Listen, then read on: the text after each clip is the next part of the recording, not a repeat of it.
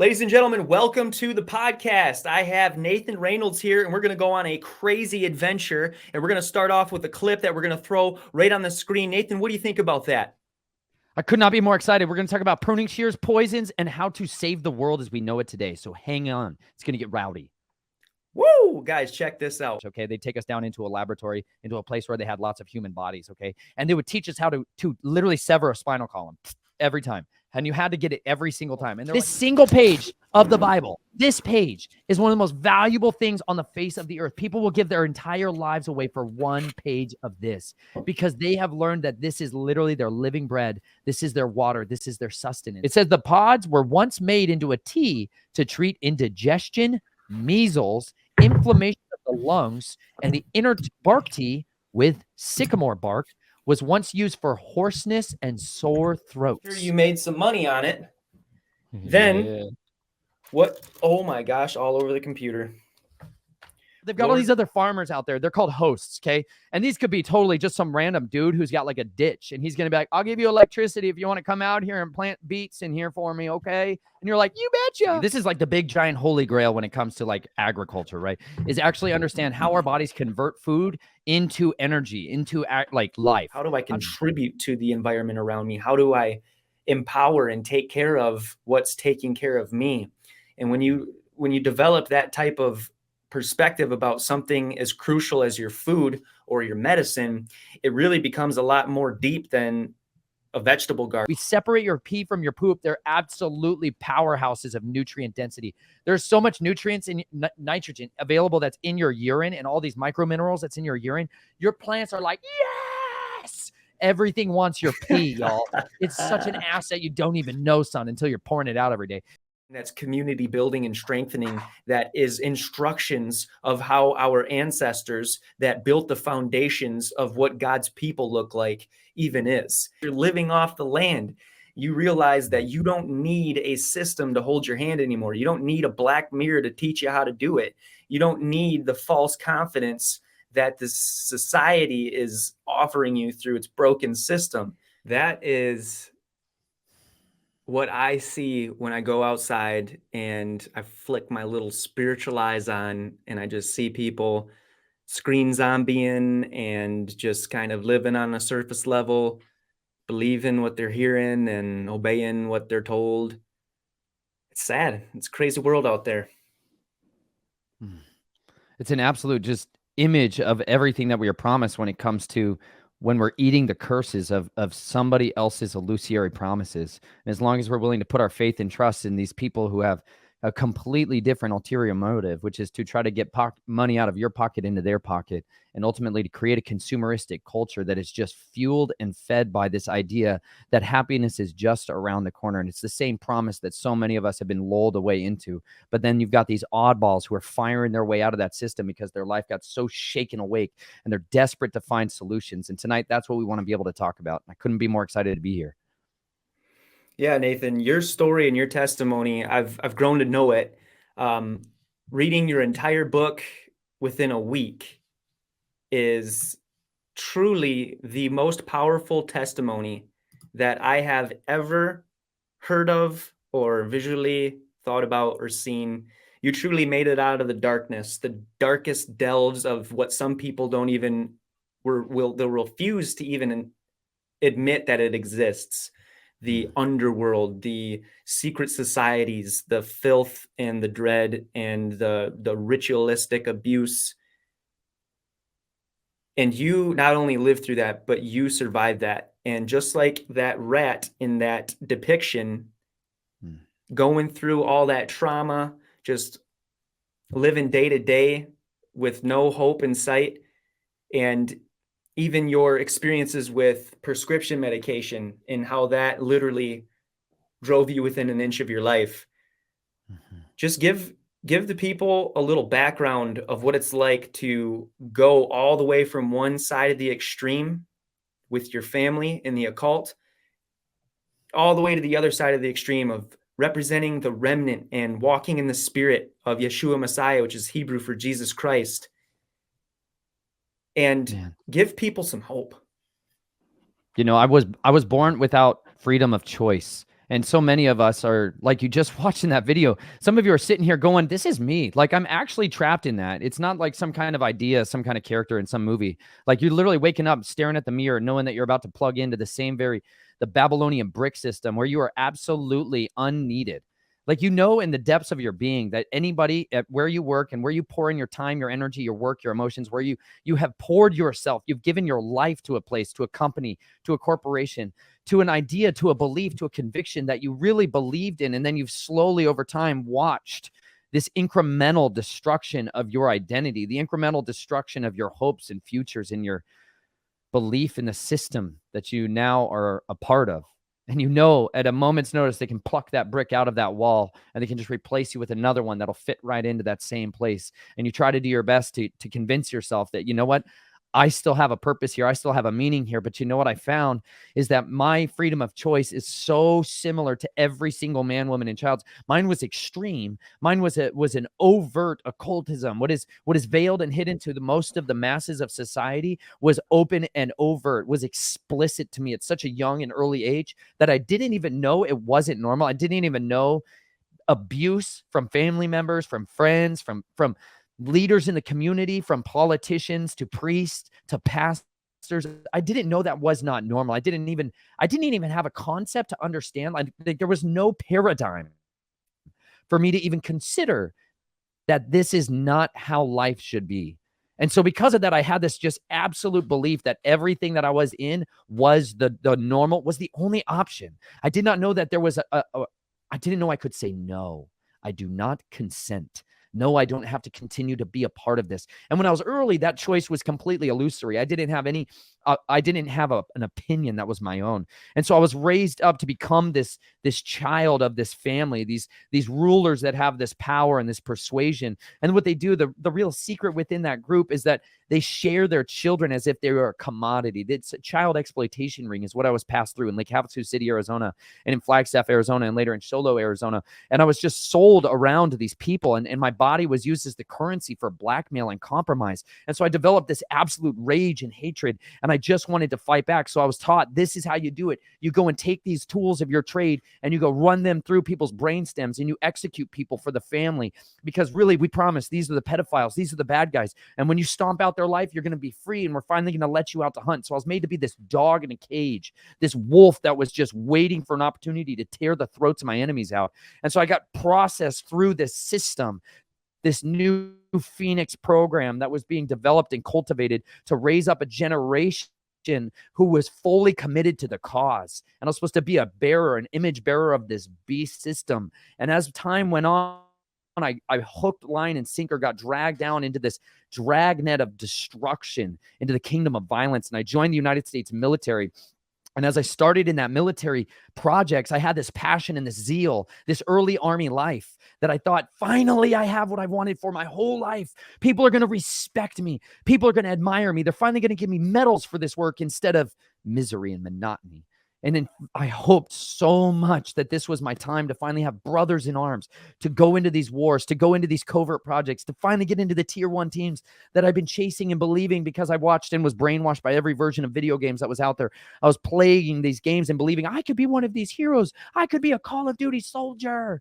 And you know what I found as I got into those projects and I got brought into those teams is that even though we were starting to go after the bad guys and hunt these assets that were working for this other illusory kingdom, this kingdom of darkness, and I found at the end of it that at the very heart of that same system in the military was the same controlling hand, this hand of darkness that was willing to do anything for the state of to protect the government, to protect national interests, for the betterment of mankind. We make decisions that impact the lives of millions of people who go on with that same little surface-dwelling lifestyle, thinking that they have a hold of what is reality, not having any clue that you guys are playing with 40-year-old technology from the United States military. By the time they vomited up the internet to all of us to start playing with, the advanced research projects agencies had been using it for decades. And it's the same thing with these reason today. It's the same thing that's going to happen over the course of our life. And I finally got so fed up with it because it kept making me kill brothers in arms, people that they said, these are our undercover assets, but they've gone rogue, so we need you to assassinate them for us. And I was just tired of killing other, what soldiers. I was tired of killing other brothers. I was tired of killing people that could have just as easily been me if somebody else lied and made up another story. And so I broke out of the system, was driven out of the United States military, honorably medically discharged, and my idol died in front of me. Everything I'd hoped for was gone. And I was left with this absolute desperation and stuck on so many drugs and pharmaceuticals, being brainwashed out of this culture that I'd clung to for so long. So I went into the fields of mental health, just trying to heal myself and trying to heal others, trying to put back the pieces of this puzzle of what is addictions, what is trauma, how do I heal? And I got so lost in this kingdom of secular psychology. And I found at the end of it, and working with mental health and working with addictions, and I got into wilderness therapy, and I found out in the wilderness, something happened. Something happened to me when my phone did not get service, when I no longer had the option to use this black mirror anymore and lose myself and drown myself in all of the drugs and all of the alcohol. And instead I was on a campus where people were going around the largest natural lake in Boulder, Colorado, called Golden Lake. And I was seeing men become men again. I was getting to go out in the woods and use this to build fires and shelters instead of cutting the throats of my adversaries. And I got to see that these tools of my trade and these skill sets of going into the mountains and stalking people instead could be turned into finding ways of foraging, finding these survival skills that could equip others with an understanding of this relationship we can have with our Creator that's intimate, real, and visceral. And I was filled with this hope that finally let me bring down the shield and tell my wife who I was, tell my wife who I had been, and begin to become vulnerable to this deep level, to this uncomfortable, embarrassing, raw, bitter, brutal level. And by doing that, I began to get set free. I began to find hope. I began to cut out and carve out and systemically root out the bitterness, the rage, the hatred, the anger, and the violence. And I began to get deliverance. I began to find healing through the word, this word that was delivering me. And then my wife and I, though we were stuck and trapped in that rat race with medical debt, with debt from the United States military, with debt from our home, with debt from our credit card bills, and we were drowning. My wife was waking up every morning saying, I'm a whore for the money. She was so tired of it. And I was so tired of it. And we just wanted to escape to the mountains. So we spent a summer going on 17 different backpacking trips, and we hiked hundreds of miles across the Rocky Mountains. And we discovered the wilderness was the cure, that drinking spring water and eating out of the nature was healing us, was turning on our minds again. And we realized there was an agenda for what we eat, what we drink, what we wear, and we wanted out of it. And so it took years, but we were able to sell our house and buy an RV, get out of debt, buy our RV, and be able to travel all over the country and begin to learn the trades and the skills that had been so raped away from my identity. Began to learn what it took to be a farmer, began to learn what it took to be a butcher, to be a shepherd, to be a farm manager, to become somebody who was a consultant for land, and be able to turn this mind of mine into something that was adding value to society, that was adding life to people, to give people the nutrients, to learn about the trees that are growing all around us, waiting to give us the medicine, the real medicines that we need to cure us from this curse of cowardice and compromise. Absolutely. Guys, give a like, put a comment in there if that fired you up. Subscribe to this because this isn't going anywhere. You guys are getting fire content about Nathan's story. You're getting fire content about homesteading. You're getting fire content about farming and gardening and the exact cure that he's talking about. The same cure that I'm passionate about, that you guys know here on Growing Fruition, is what helps you have a better therapy with your mind state, and being able to cultivate your own food with your own hands and being able to connect with your food again is something that people don't even realize is necessary, but it is a huge proponent to your nutrition and to your lives. Nathan's story speaks to all of the truths that inherently we have planted but are just dormant. And it's up to us to do the right process in life to get out of that rat race and into this truth, so that the Lord can germinate us when he sends the rain of knowledge and truth and perception and revelation about what it is that we're doing in our lives and what we're seeing around us that just don't make no sense no more. And with that, that's a great way to lead into one of the questions that I have for you, Nathan. And one of the questions that I have is,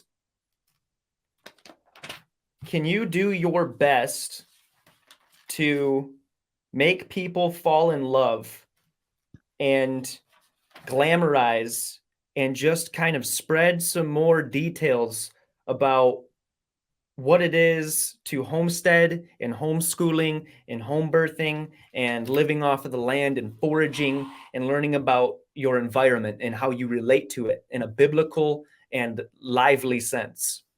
Absolutely.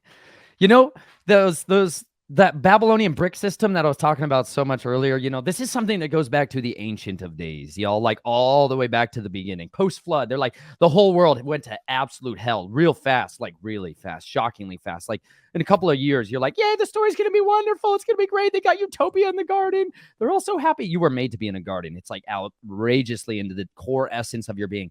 And, my wife was always like trying to get me to go garden with her in the backyard of our tiny suburban neighborhood where they're like, come on out and garden. I was all like, I'd rather die.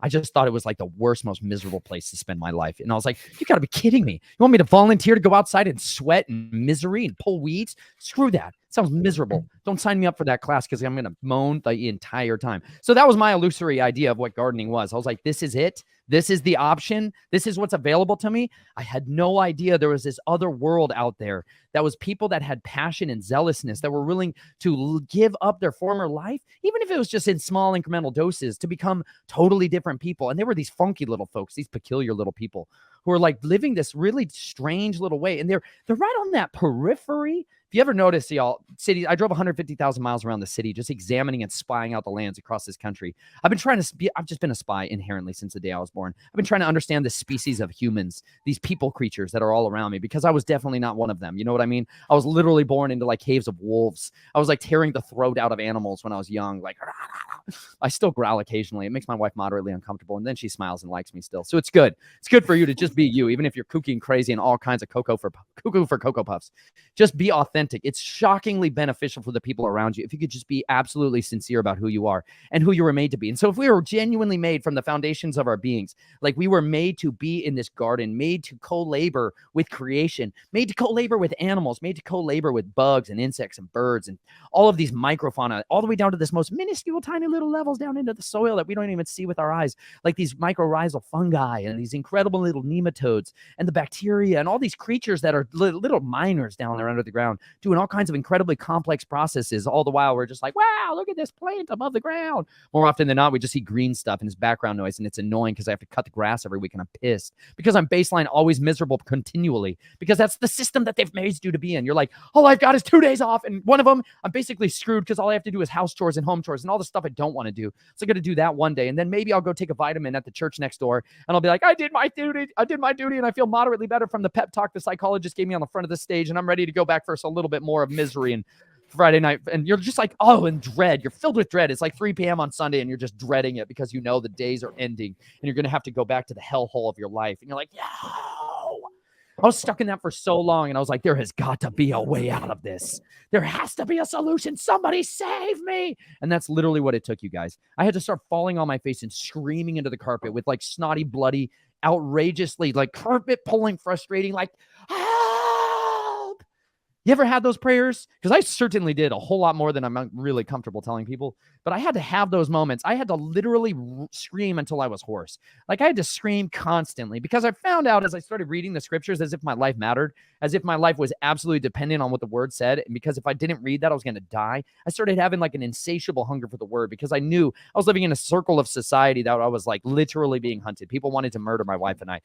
They sent assassins after us. We were living this crazy little movie, R-rated movie, day and night. People dropping chunks of human flesh in our yard. It was insane. They were butchering babies and children in our neighborhood. It was an absolute living nightmare. And we're like, we want out. And we like had instead, we're like, I'm pushing a compost ball around my backyard. I'm like, I guess this is how you get out. I guess you just go back to the garden. You're not understanding how could I find a way out of this. So by the time we finally got to the RV and we started traveling around, I basically did the vacationeer style. We did this channel. We did a playlist that's called Rollin' with the Reynolds. If you want to watch it, it's real fun and jazzy and very Instagrammy. And you know, all that style of like, wow, those people look so happy on the road. And then it's utterable misery because I immediately get stuck. You know what I mean? I just immediately get stuck and trapped in all kinds of the realities of vacations are not vacations if you live it every single day. You're basically just stuck living in Walmart parking lots. And you're like, I guess this is what it's like out there on the road. Those people look so happy on Instagram. Meanwhile, I'm sitting here staring at just semis day and night. And I'm like, there's got to be somewhere we could park. I want to park at pretty places and I don't want to have to pay for it. Then we discovered this thing called Woof. Man, those tiny little barking dog things saved my life. WWOOF. Man, young Jesse, if you could pull that up for me, WWOOF, it's like the Worldwide Organization of Organic Farms. That's probably not exactly what it's called, but it's something like that, and it's fantastic. And you're going to hunt it down, and I know you're going to do a fantastic job.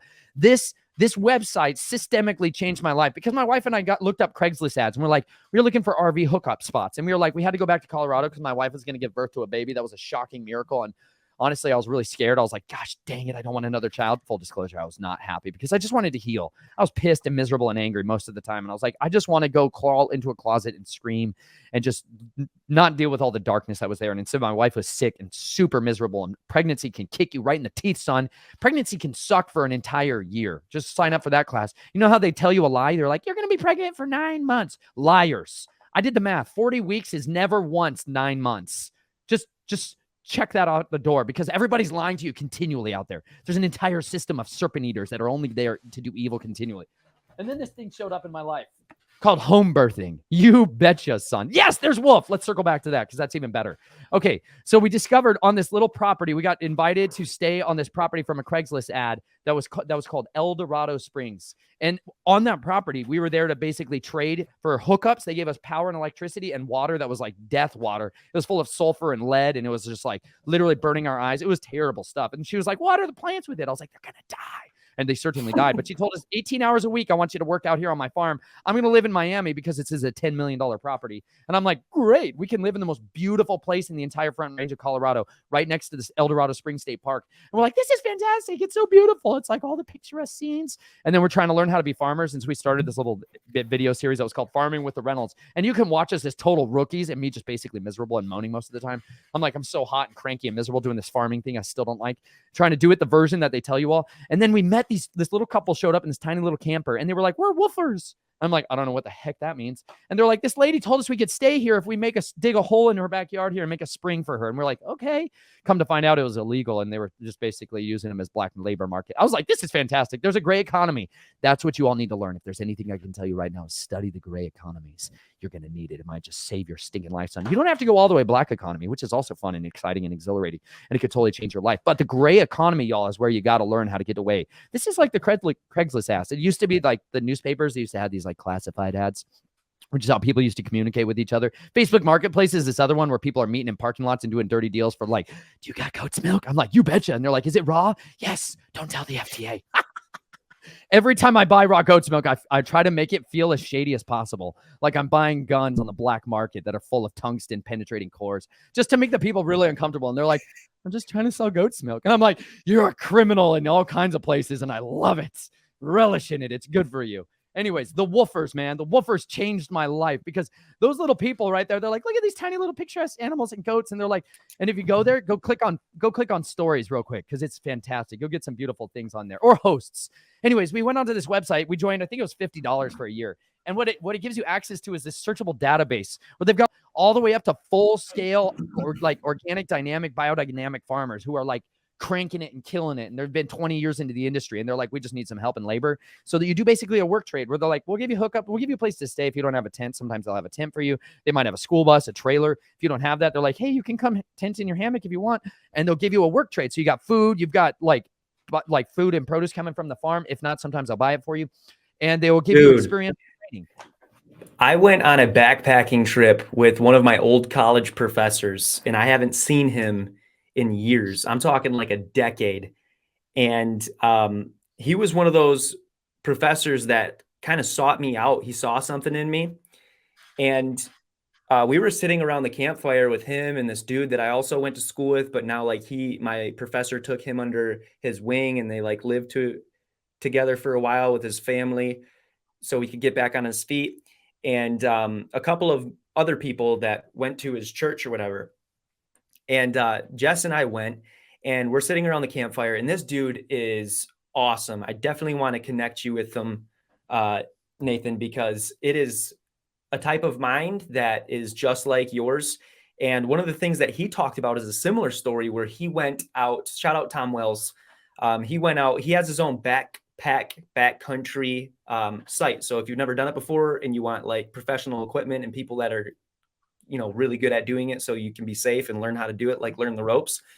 Shout out Tom Wells. Go to backcountrybackpacking.com. Also, he explained his same story where him and his wife, like instead of like booking a hotel or doing an Airbnb, they would do woof. And that's the first time I ever heard of that. And he said he has some of the best experiences and memories. And some of the stories he told, like he met famous musicians that were like touring in town. He's met like NASCAR drivers, I think. Forgive my memory. I'm probably off on a little bit of the details, but essentially like just trusting the fact that you're going to go stay in a situation that's not corporate is a catalyst for some of the best memories that you can ever make in life. So to hear that you've done it, it must just take like a special type of person to be able to go out there and experience that and do that. And it sounds like for the both of y'all that the richness and the experience and being able to do something like that really, really elevated the way that you were able to live in that season. It totally, utterly transformed my life. Literally, like this guy down there, if you go back to what young Jesse had pulled up there on the screen, there's like little clusters, right? They're like, hey, look at these little farm clusters. If you click on some of those, you can find different farms, right, that are down there. And we wanted to go to Southern Florida, right? My wife was like, I don't want to do another winter in Colorado. I utterly detest it. She was like, she's been waiting her whole life to not do the whole like northern winter lifestyle. I love the cold. I'm basically sweating perpetually. I live like I'm like 145 degrees on fire continually. This is like my baseline, y'all. I know it's hard to palate, and trust me, my wife struggles. You have to feed me like a machine gun. It's insane. However, down there on this farm, we found this farmer who is I had no idea who this guy was, by the way. We just blindly clicked on the area. We wanted to go down, be near Sanibel Island. We're like, let's go seashelling forever. It'll be so terrific.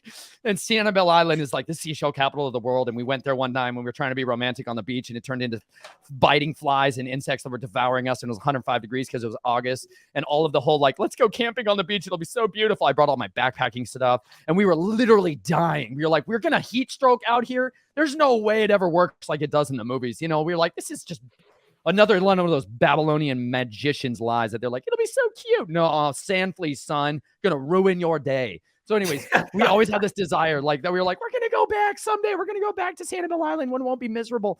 And we found this little farm that was down there, and it was like a 10-acre farm. He had leased another 5 acres from his neighbor, and he had developed paradise, Garden of Eden style paradise, bamboo perimeter walls, all planted with bamboo, mango trees, lemon trees, lime trees, orange trees, and papayas. Like we pulled up, okay, on my way down there, like he grilled me for like 3 hours on an interview because, if you Google my name, all kinds of crazy, insane stuff pops up. And he's like, what the heck is this guy? But down there on that farm, he was like, we pulled up there and I was like, oh my gosh, we have found the Garden of Eden, because all he had was like a postage note size picture on his thumbnail, and it looked like there was some trees. That's all we knew we were going to. We're like, I guess we're on our way to an adventure. On my way down there, I had a guy call. I was doing a lot of like high value asset transportation. I was being an armed bodyguard for super rich people. One of my HVTs, like my high value target guy, my protector, the guy I was looking after, he called me and was like, listen, I want to hire you to be my bodyguard. He's like billionaire, capital B style, right? He's like flies corporate jet companies. He owns corporate jet companies, right? He's one of those guys. He's like, I'm going to go to Saudi Arabia and I want you to be my bodyguard with all the kings. And then I want you to help watch over my family. And I'm like, you bet. I have to go instead be a tomato farmer down in Florida. That's where I'm being called. And I was like, I've been waiting for that phone call for a long time. I've been like, someday the Kings are going to call me. They're going to be like, come and be at my right side. I've been waiting for that Joseph moment forever. Just full disclosure, since I read that story, I'm like, someday the Kings are going to call me. It sounds like you have a lot of skills, a lot more skills. And in those skills, there are a lot different skills than a lot of people have. So that's like a double stuff Oreo, if you will, with basically being an assassin, also being a traveling, homesteading, foraging, live off the land, no Black Mirror, like figure it out while raising a young family, while healing from your story, while being married. And also like with your ministry, for people that don't know, the Linen Railroad, and becoming a Millinite, which is growing your own grain and milling it so that you're getting all of the nutritional density from it with the endosperm and the bran and the germ.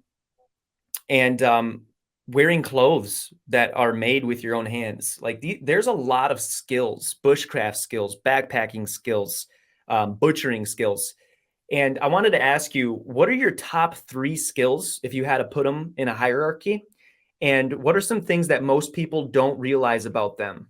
And the caveat is one of them must be related to homesteading. I'm going to start with knives because they're fantastic and I love them so much. I have a shockingly uncomfortable, intimate relationship with knives. I spend an entirely too much amount of time with sharp edge tools like this one. This is a fantastic, you know what $20 can get you on Etsy? A career. Let me just show you what a Dexter 5-inch skinning knife will do. Utterly destroy all of your doubt and despair about what you can do with your life. I know you're looking at that Babylonian brick paycheck that turns into like digital ones and zeros and it shows up in your bank account and disappears into everybody else's. And you're like, I have no purpose and meaning. In the scriptures, it's got this incredible little verse that says, if you're gonna hire a guy, you should pay him every day. And you know what happens to a person, to a man, when he has paid his wages at the end of his day? Like he actually has dependent, like he knows it's going to be okay. Like he actually got value added to his life for the value that he added to others. And it totally transforms someone. And you know how I get paid with these tools now? I have been paid in literal meat. I won't grab it right now. Come on. I don't. I have a giant buffalo head in my freezer that's really close to me right now. I have buffalo hides. I have legs of lamb over here on the other side. I've got organ meat. I've got all this stuff because you know what I've learned? This little tool can be used for so much more than what I was, brainwashed to believe I could do. There's the Linden Railroad, y'all. Dive in there. There's hundreds of videos of all kinds of crazy, wonderful nightmares and pleasure and excitement and joy. Food is everywhere, y'all. Anyways, in there, I have a playlist that's called Becoming an Artisanal Butcher. She can check that out. I know you'll hunt it down for me. Now, in there, I went and took one class. It was a couple days. Honestly, full disclosure, I'm a pretty quick study. Okay. I learn quickly and I acquire things and I just do exactly what I'm told from the best people in the world. I just try to find the best people in the world. And I always prayed eagerly. I'm like, Father, please bring me around the people that are the best equipped to be able to train me and teach me something that I am passionate about. Like I started out as being a tomato farmer. That guy down there at Danny's farm, he taught me one of the best tools I could ever have, which is this: how to dress a tomato vine. Because I keep reading the scriptures, he's all about the vine dresser. He's like, you are the vine and I am the vine dresser. And you're like, wow, that's so romantic. I don't know what that means at all. And so he took me down to that farm and I spent hundreds and hundreds and hundreds of hours pruning tomato vines and learning to do this with absolute precision and raise and cultivate plants in a way that was totally separate from everything I ever knew. And these tiny little scissors literally fed my family thousands of times. It was incredible. And I would never thought this like $20 pair of Felco pruning shears would have just transformed me into a completely different person. I started jumping in creeks and rivers like a savage, man, sweating out of every orifice of my body and detoxifying like unrelentingly, dripping with sweat and tomatoes and papaya. I was like a wild man. I literally went feral. Totally feral. I became a totally different creature down there. It was wonderful. I was diving in and catching snapping alligators, turtles. So you can watch the Nature Nate playlist where I just went completely mad and started swimming right up to the face of alligators because I started hanging out with people that are like, I kayaked around Ireland. I'm like, what the heck are you talking about? One of those freak show people you meet around there. They're like, yeah, this is a guy named Paul Alexander, and he wrote a book. I cannot remember the name right now. Paul Alexander. Anyways, he was sitting in traffic, just like so many of you are right now as you're listening to this, and you're like, oh my gosh, this guy's speaking to my heart. That guy, okay? He was in his 50s. He'd been working the corporate jobs. He'd been climbing the ladder, and then he was like, I am driving in traffic every day of my life. It's just miserable. There's got to be a better way. And he's like, I'm getting out. He's like, what is the one thing I've always wanted to do in my entire life? He's like, since I was a boy, I wanted to kayak around Ireland. I'm like, well, good for you, buddy. And he went and did it. Solo kayaked all around the entirety of Ireland, right? Solo in his 50s, y'all. Yeah, becoming an artisanal butcher. Fantastic. Homestead Meatsmith is the website. If you can, pull up Homestead Meatsmith. You hunt that down. That's even better because that guy named Brandon is the master of masters in an artisanal, old, ancient way of butchering. That was just like, how do I break down an entire animal with the hand tools? So sweet and so savage. So we got knife work, building knives, using knives, just everything that a sharpened edge can do for a man. We've got pruning tomato plants, which are ridiculous because that is a type of vegetation that if you know how to channel its energy, it will yield in a way that few other species of vegetables or fruits, whatever you feel like calling them, will give you. So Definitely. The third one, what is the third skill? Like all of your skills, Nate, like if you had to pick being a one. dad, dude, I was so bad at it. You know, the field manual that I had for being a dad was horrible. It was all like, on one side, my dad was like a normal Christian guy. On the other side, he allowed absolute monsters. He literally signed documents that gave my body over to pedophiles so that he could have an inheritance. Like, that was like, hey, congratulations, you're turning 11 and you're going to be abused, exploited, continually, perpetually trapped in a system of unutterable despair and hopelessness for so many years of your life. You know, that kind of poisoned my perspective on what a father was. So I had to go learn what that was like. And I literally turned to the scriptures and I was like, make it come alive to me. And learning to be a father in and of itself is the hardest thing I have ever done in my entire life, because I found out there's one thing that's prerequisite to everything else that I've ever learned in my life about being a good father. It's called sacrifice. It's called giving up your hopes, your dreams. Like, my hope and my dream was to go be the billionaire's bodyguard, right? I was like, I want to do that, because if you're a hunter and killer of people, you're apt to become a defender of people. And I'm much more prone towards defense than I am towards offense. But that didn't translate very well to like raising a family, because if you go ahead and become the big scary bad guy out there in the world of protecting everybody else, your family becomes VIP #1 targets. And I realized I could not raise my family if I just left them, but I had that innate desire to just leave them and go do something else. But becoming a father and actually embracing it, this is one of the prophecies that's promised in the book of Malachi. If you read any book for the rest of your life, I challenge you, read the book of Malachi 5 times. You're going to glean all kinds of different pearls every time you read it. But in there's this prophecy that's like literally somebody told the future before it happened. It's like a real verifiable historical text. The ancient scriptures are that. In that book, it says there's going to come this guy who's going to show up and he's going to lead the people. He's going to turn the hearts of the fathers back to their children. And I figured out, I've started getting to know dads, and I started studying dads like Danny down there at 12 Seasons Farms. I started watching and observing dads because I've been a keen observer. I started studying and observing, like, how are they happy with these children things running around them? Like, how are they actually smiley all the time? Like, I want to be like that. And I found out they gave up all of their hopes and their dreams and their expectations for what their life was going to be. And they were willing to pour out their life for the sake of their children to have a lifestyle of meaning. That was the most powerful transitional tool that's ever come across my way.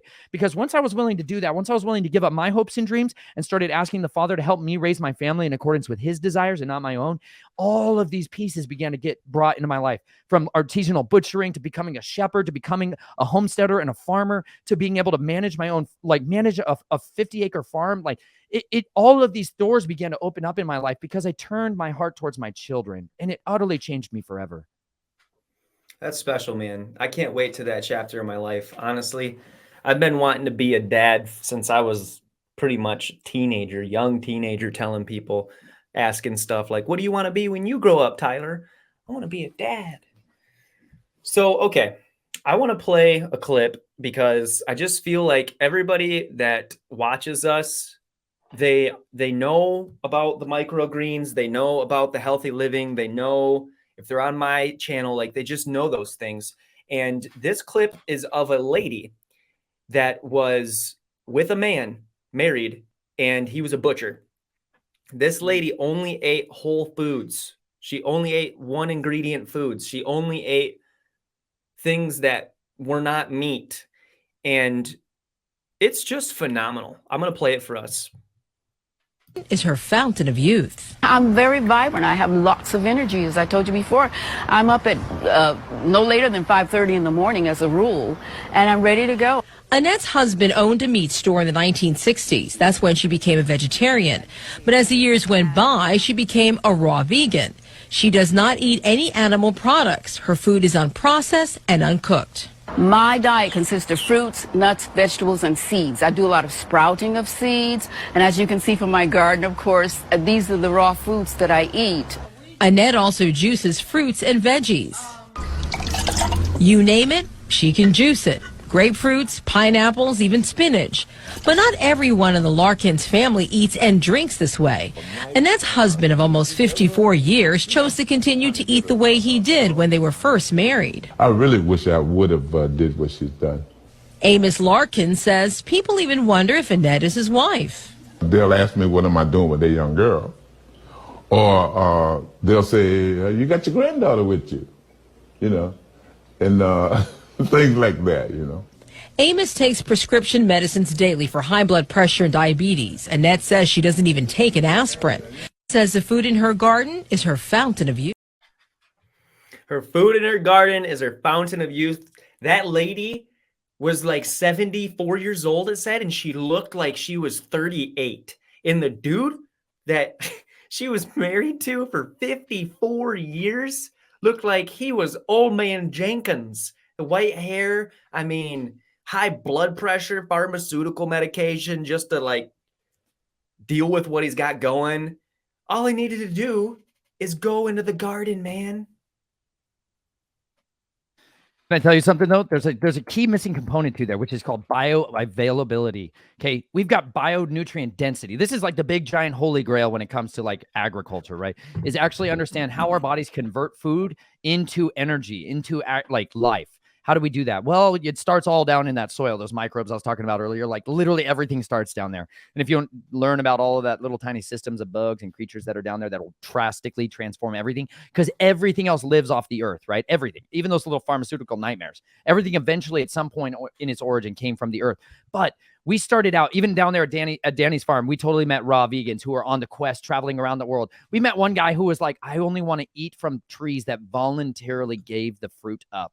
They would like super dedicated, diehard people, right? When you eat like a melon, it's going to be in and out through you in 30 minutes, right? So you're eating salads that are like the size of Montana in order to keep yourself satisfied and satiated, unless the nutrient density, because they're still living cells. Because after you pluck a fruit off the shelf like this, even this is like a hickory that I found today and I wrestled a squirrel for it. Straight up, I drove him off with a machete. This machete. The stinking squirrels are savage, man. You want to talk about the most dangerous animal on the face of the earth? The strongest bite force of any animal on the face of the earth is the gray squirrel. So every time you're scared of an alligator or a shark, just remember the dread of a gray squirrel. Okay, I wrestled him off with this machete and I took this hazelnut out of his mouth and I was like, or not hazelnut, hickory nut. I was like, I want that hickory nut so bad because the caloric density inside that thing is like eating 4 pounds of absolute garbage cereal. And I was like, I'm going to eat that one thing instead. I'm going to steal it from you, son. And I totally did. Anyways, he is eating the best, the brightest, and the most delicious stuff because squirrels know where to find good food. And you know what? You try to feed them the garbage that we find in the stores so often. They won't touch it. They won't do anything. Like we used to feed chicken scraps and stuff. We were like, here, chickens, eat this stuff that we got from the store. And they're all like, rejection. You're like, even the goats, we used to go to food pantries because straight up we got straight pole, we got whey pole, we're like in the food lines, we're like, oh man, gosh, we started trying to feed them the stuff that they were giving us at the food pantry and they're like, we ain't eating any of this stuff, it's all irradiated and full of death and nightmares. Because I found out what most tomatoes are. Like all the tomatoes you've ever eaten are basically dead, absolutely dead, because they've been plucked 4 months ago and they've been sitting in artificial gas environments. Like the apples that you buy at the store have been sitting in an artificial gas environment for 2 years and you're like, I don't know why I feel terrible every time I eat this stuff. Because you're eating death and nightmares. Okay, that's the bad news. Here's the good news. People are starting to make a pivot, like that picture just said. They're literally starting to make this transitionary choice. They're making single small decisions like, I could sprout a seed. Like this book, someone sent me this book in the mail one day. My wife was dying from mold toxicity a couple years ago because our RV sprung a bunch of leaks and got mold everywhere. And we didn't even know what mold really was. And we underestimated our adversary and almost killed her. And then someone sent us this book on sprouts with highlighted pages. Like, this is a really nice way to send a gift. If you already went through and tabbed, they're like, hey, here's types of sprouts. Like, they took some time. They read a book and they equipped themselves with information that drastically changed their lives because they're Canadians. And they're like, we got so much snow out there, we're going to die. So let's grow inside. You betcha. If only there was a solution. Like, what is going on the screen right now? The kitchen counter garden. Shameless plug for you, bro. Killing those nightmares, man.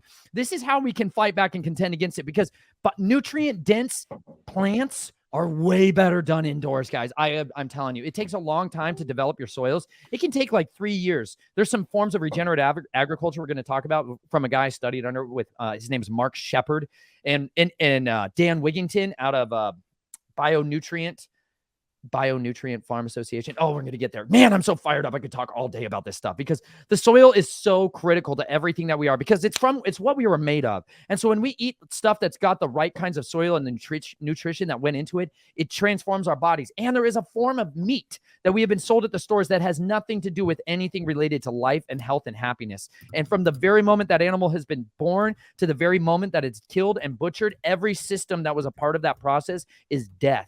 It's a death culture that we have embraced and that they have expanded on a large scale. But like this right here, this little package here that's got my name on it, Nathan, it's covered in real blood. You betcha, son. That's a bunch of organs from a sheep that I cut its throat in a calm, peaceful manner. I ran out into a farm. People called me, right? They're like, hey, can you come kill something for me? I'm like, I love those phone calls. I can't wait for them. I get so excited every time somebody says it. And you know what's so good is I get to put on my apron. It's made of linen because linen is your armor, son. It blocks EMF and static electricity, and it also washes blood out very well. So anyways, I put on my linen apron. Some linen.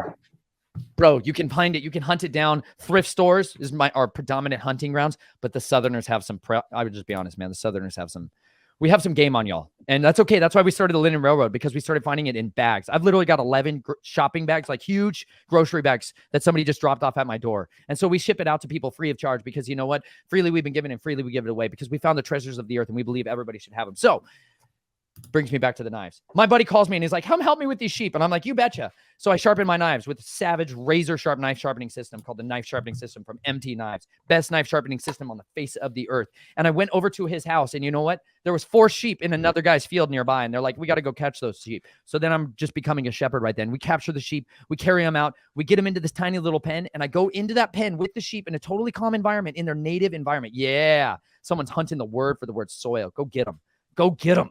This is literally what is most important for us, because he's got all these parables about seeds sprouting in life in 30, 60, 100-fold, seeds that don't sprout, animals that come along and pluck it away. The word is written predominantly to people. Like Yeshua's parables are predominantly written to an agricultural society, people that were still connected to the system of understanding. But because we've been so divorced from it, we read the scriptures and we're like, wow, he's talking about seeds and fishing again. Gosh dang it. Wouldn't he move on and talk about something that matters to me?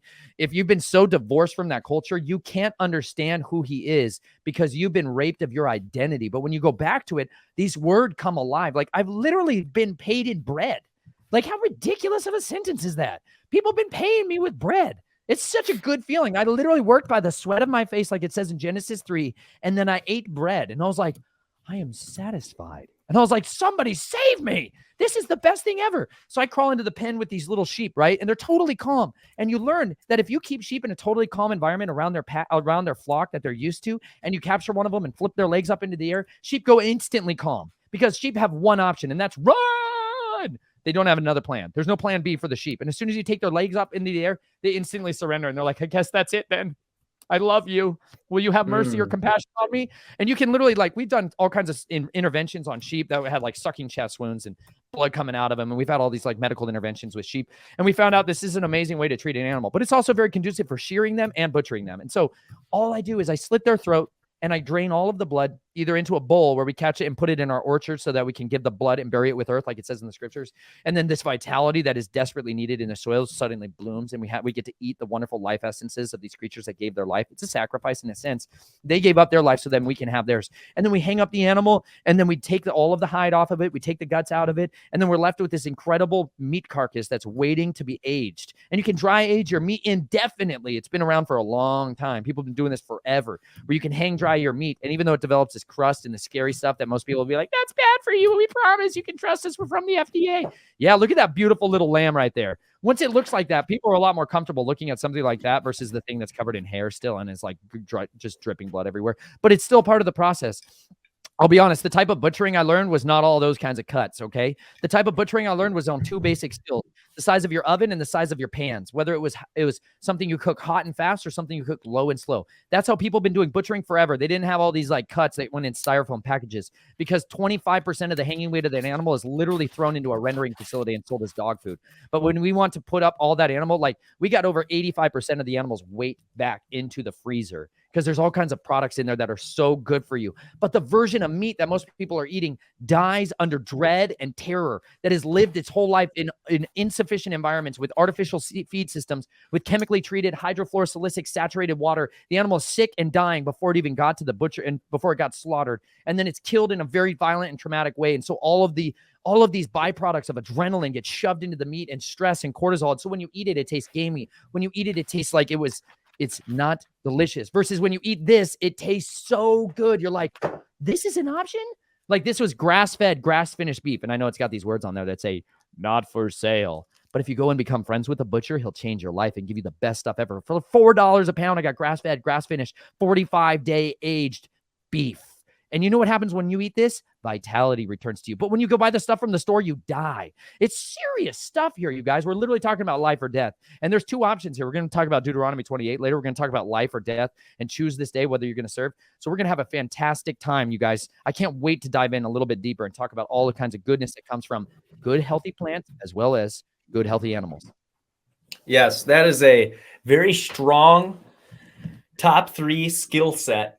And it's a lot like mine. And there's some of them that I am aspiring to. So just for everybody out there, like, don't let this overcome you.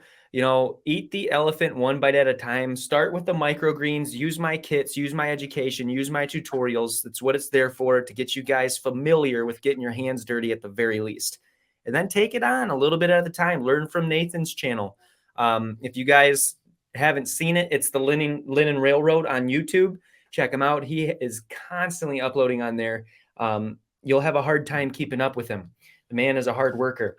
So with all of the lambs and a Millenite growing your own grain and basically producing your own single source bread, there that comes and it ties in very intimately with scripture. So throughout Genesis and Deuteronomy, the Israelites, which are God's people, they are given and taught ways that the Lord finds acceptable.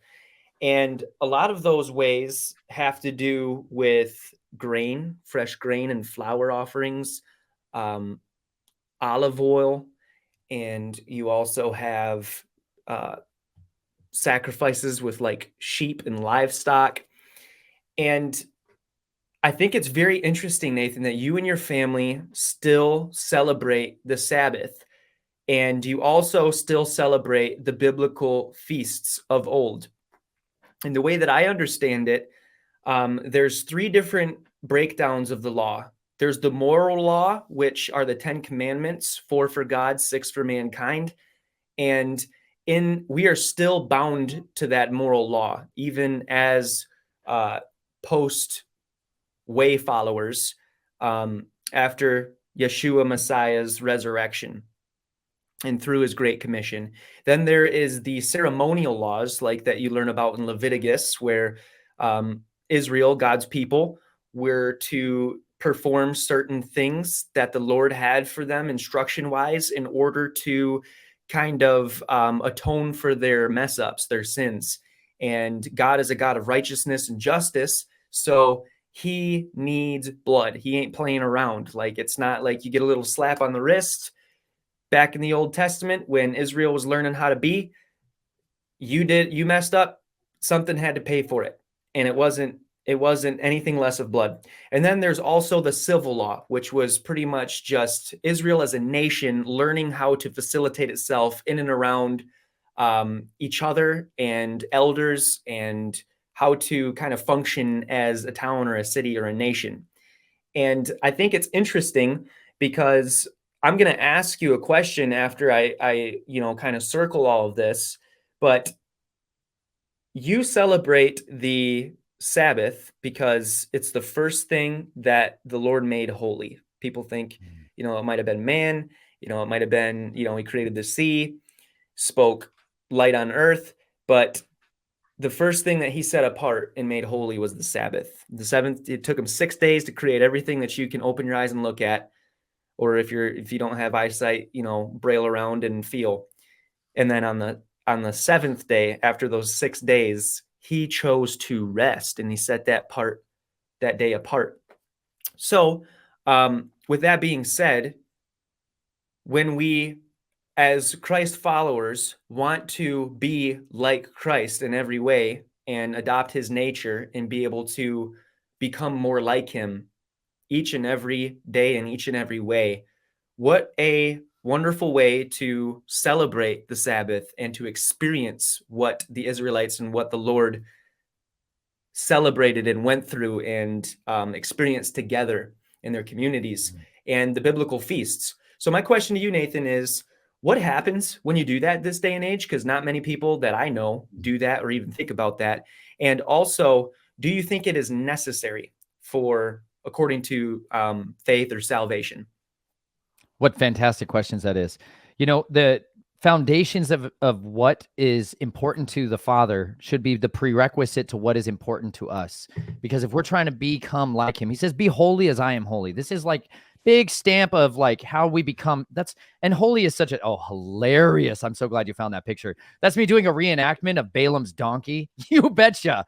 See, I try to make the scriptures come alive because as I read them, in my mind, they're real, like actually real and taking place. And so like when I'm trying to do like children's ministry, any kind of version of it, you know, I'm hunting the souls of mankind here. I'll be super honest. I took the Great Commission as like an absolute marching order from my commander of the heavenly hosts. And he's like, go therefore into all the nations, preaching the gospel of this good news to every creature. And I'm like, every creature. He's like, every creature. I'm like, yes, I've got it. So that means I've got to learn how to do the scriptures and become the scriptures. So I wear all kinds of ridiculously wonderful, old-fashioned, medieval, like Tyler called it medieval outfits, I think was his way of language of describing it the other day. And it made me laugh very, very much. And I looked at my wife as he said that, and I'm like, my wife does look moderately medieval. And I'm wearing swords and neck knives and machetes and bucklers. Like I straight up walk around with a buckler. Like I went to Walmart wearing a buckler today and a machete. You betcha. Buckler is a tiny shield that will utterly destroy your enemies every time. You're like, how is this guy winning? Psalm 91, y'all. His word is our shield and our buckler. You betcha. Anytime I read it in the scriptures, I'm like, well, I'm going to go get a buckler and see what that's like. You know what I'm saying? Anyways, I live the scriptures out as if it's actually reality. And there's an instruction manual. Okay, when you're in the United States military, they hand you these manuals. They're called FM, field manuals. And they'll literally make you memorize them word for word. I like competed for these Soldier of the Month competitions, and they gave me hundreds of questions. And they're like, you have to memorize these verbatim, every answer.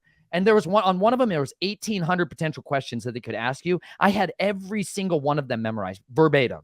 At any point in the time, day or night, they'd wake me up in the middle of my sleep and be like, tell me, what is an M16A2 rifle? And be like, it's a gas-operated, blowback design, magazine-fed, semi-automatic.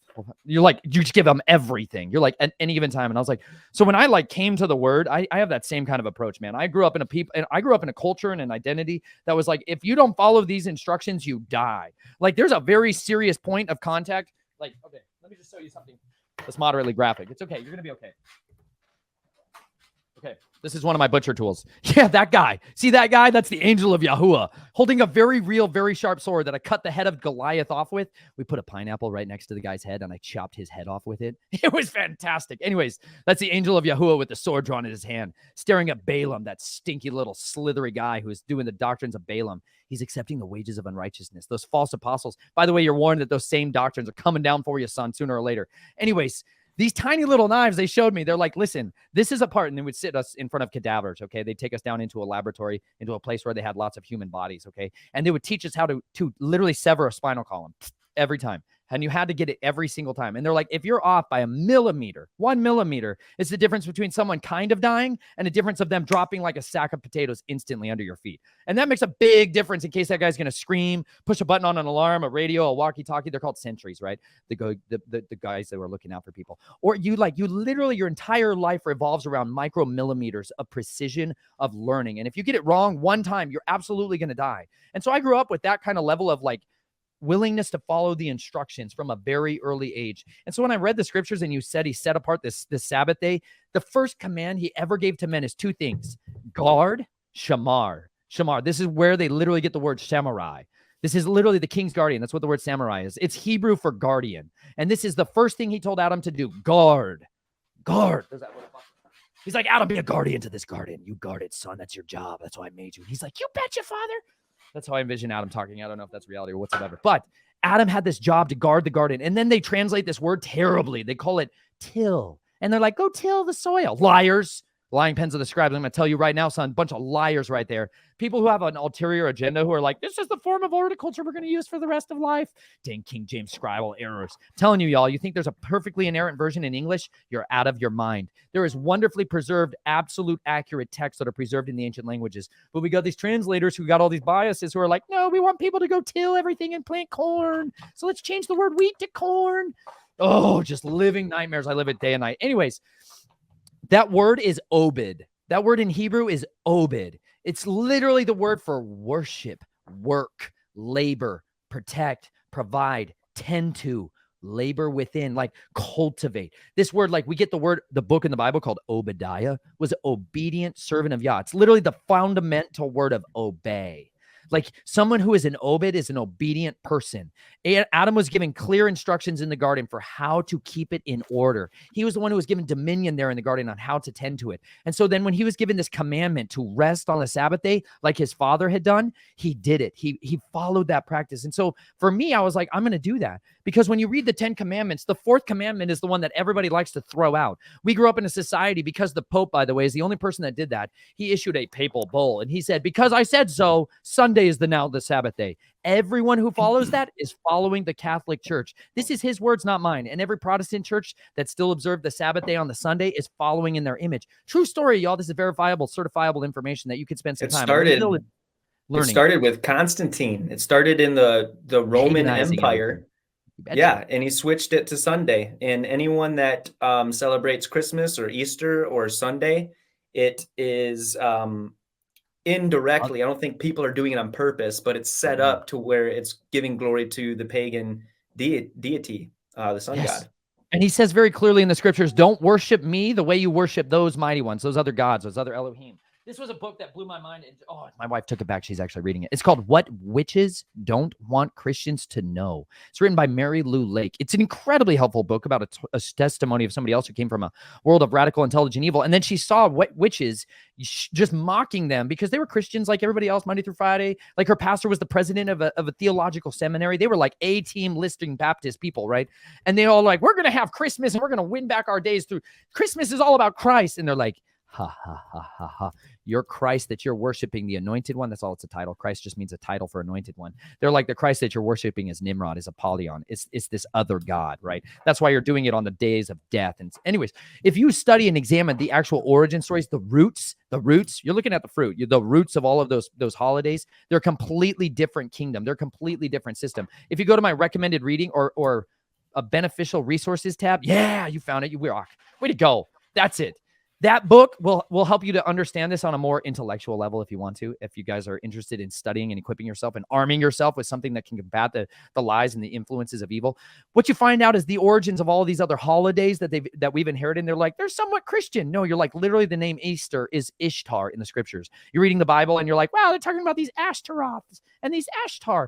They're literally talking about the same deity because they used to do all these ritualistic magic with children and having children and conceiving children at different times in the year. And then they would sacrifice those children and dip eggs in the blood of those children. That's where the whole like dying your eggs come from. Like it's super dark, y'all. It's really nasty. It's why bunnies are encoded in there, because that's like an occult way of saying being fertile as bunnies and reproducing as much as bunnies and doing all of this stuff that you do at the start of the year so that the spring will bloom and these fertility gods will bless you. It's a totally different kingdom and has nothing to do with Resurrection Sunday. Y'all, it gets bad and worse everywhere you go. Anyways, we had this desire in my time in my life where I was like, I have to leave everything of the world behind and have no doors open to the enemy, because I was trying to get free from people that had committed their lives to killing and destroying people who broke out of this.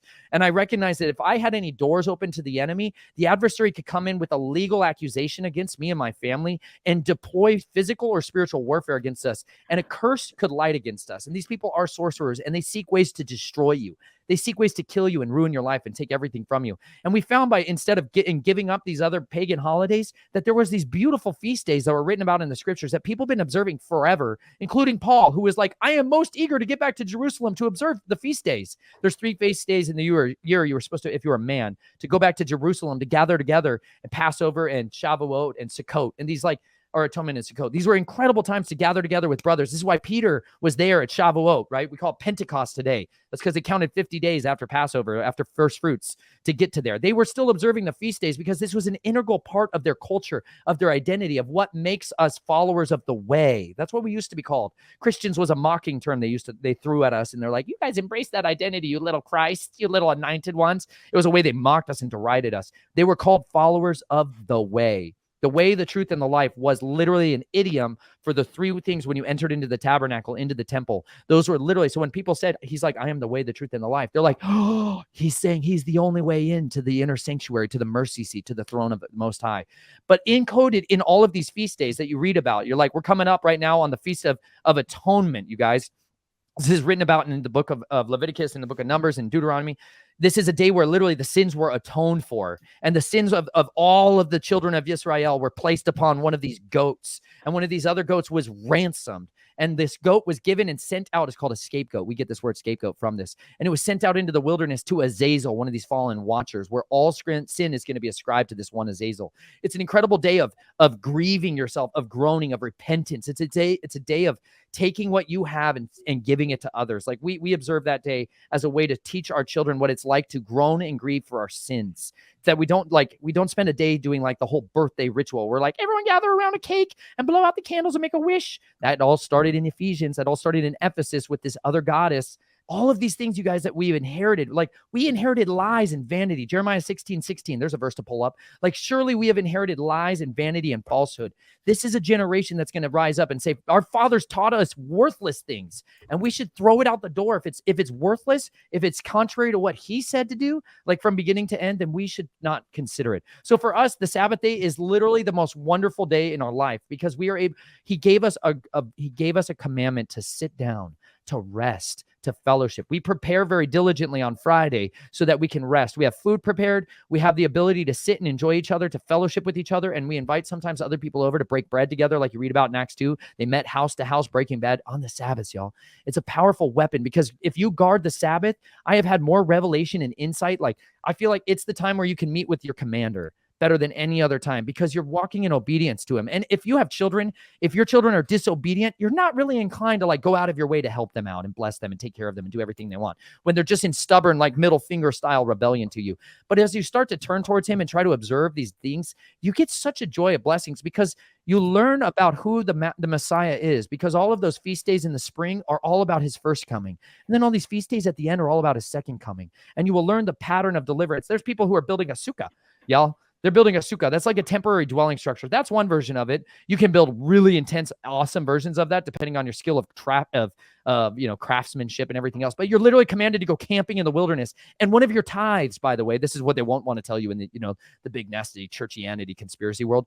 They don't want to tell you that your tithes in the scripture are commanded to go party and have a fantastic time celebrating in the wilderness on a camping festival and a trip. For 7 days, you're supposed to go live outside in a place you're not normally there and be uncomfortable. It's beautiful, but you're allowed to, he literally says, take your tithes and your offering and go spend them on anything you want. He's like, if you want to go buy alcohol, go buy alcohol. He's like, you want to buy sheep or oxen, you go buy it. Anything your heart desires, go have a great time, because the harvest has come in and it's the time of rejoicing. It's an image of the millennial reign, of this like, finally we get to rest and enjoy him. It's like we get to take our swords.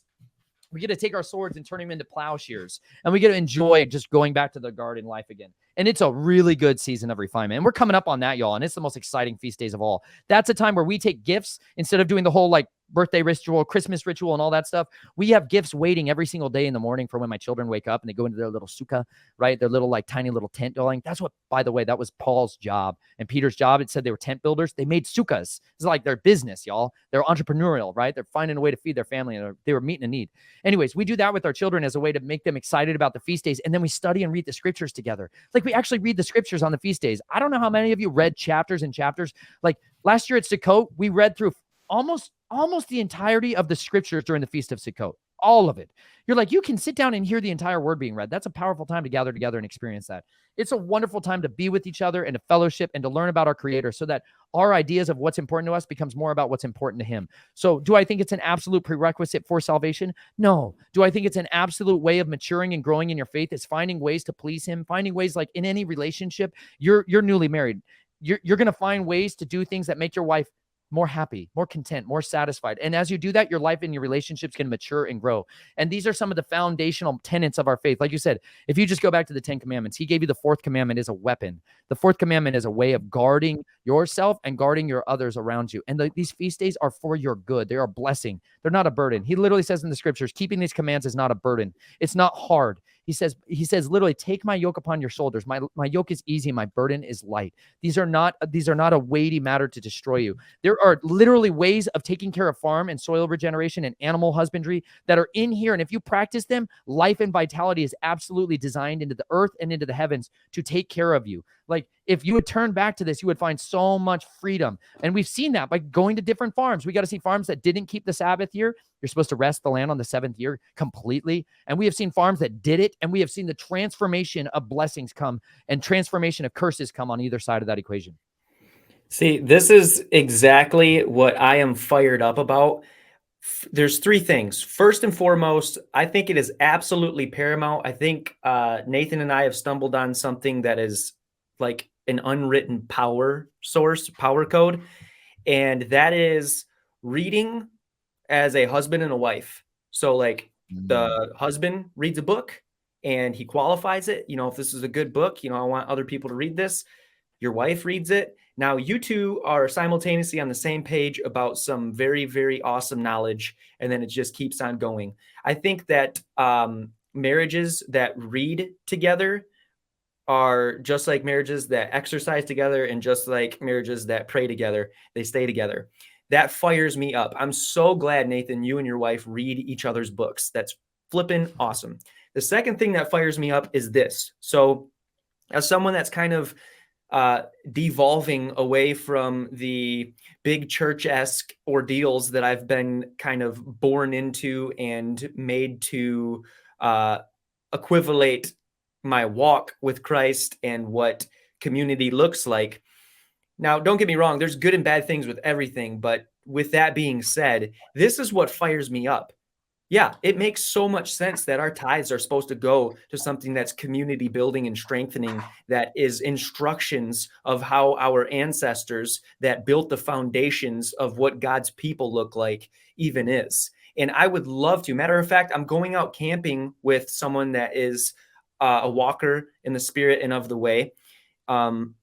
And it's going to be phenomenal. I'm looking forward to it so much. I'm looking forward to going out with a spirit brother and camping and being in the wilderness and practicing bushcraft and telling stories at the campfire and telling faith boosting testimonies and catching up and doing all of the things that we are starved out of in this day and age. And then the third thing that really fires me up is even when you talk about like going back and celebrating a biblical feast, or, you know, practicing the Sabbath, or, you know, implementing farming techniques that the Lord blessed and supercharged. Like, that is exciting to me. It's new to me. It sounds good because it is good.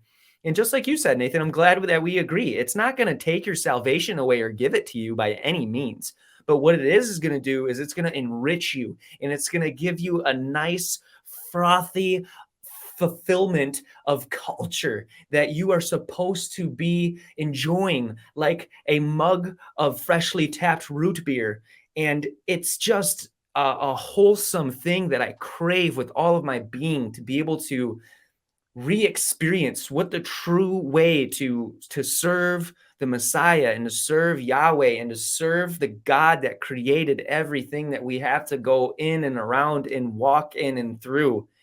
And that leads me to one of my next questions. And this one's pretty cool because this is what I think is going on partially right now. So this is like a triple tiered question. And this is going to be like kind of starting off of what we were talking about last podcast. So if you guys haven't watched last podcast, it's 2 hours and 50 minutes. Work it into your day. It's definitely worth the watch time investment, because you're going to come away with it with things that you never knew existed, but affect you every single day and every single decision. Why would God create in us a biological autonomous mechanism to survive in crisis situations if we weren't meant to survive?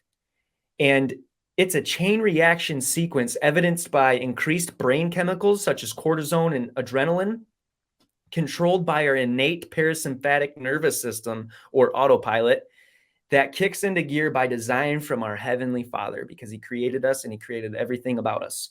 So why would we be given a biological instinct if we are instructed by truth to not hold on to our lives, but to lose it in order to receive eternal life? Matthew 10:39.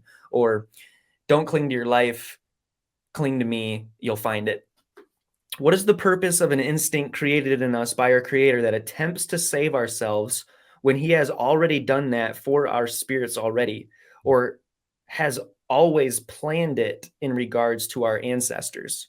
So God is omniscient. If you guys are kind of new to faith or whatever, and you're watching this like, oh, this microgreen guy and this crazy dude with a testimony, you know, my mind's blown. Like, for those of you that don't know, the Lord is omniscient. He knows what happened all the way back then. He knows what's happening right now, all multidimensionally, and he knows what's going to happen in every ones and zeros sequence and variable and alteration that could ever even transpire through all the monkey wrenches of free will. He just knows. He is, and you just got to accept that. So piggybacking on that original question. So we talked about that a little bit in the previous podcast where you divulged a few life or death situations that you have survived through. And we talked a little bit about, what we're called to do as far as waging effective warfare, even in fleshly situations.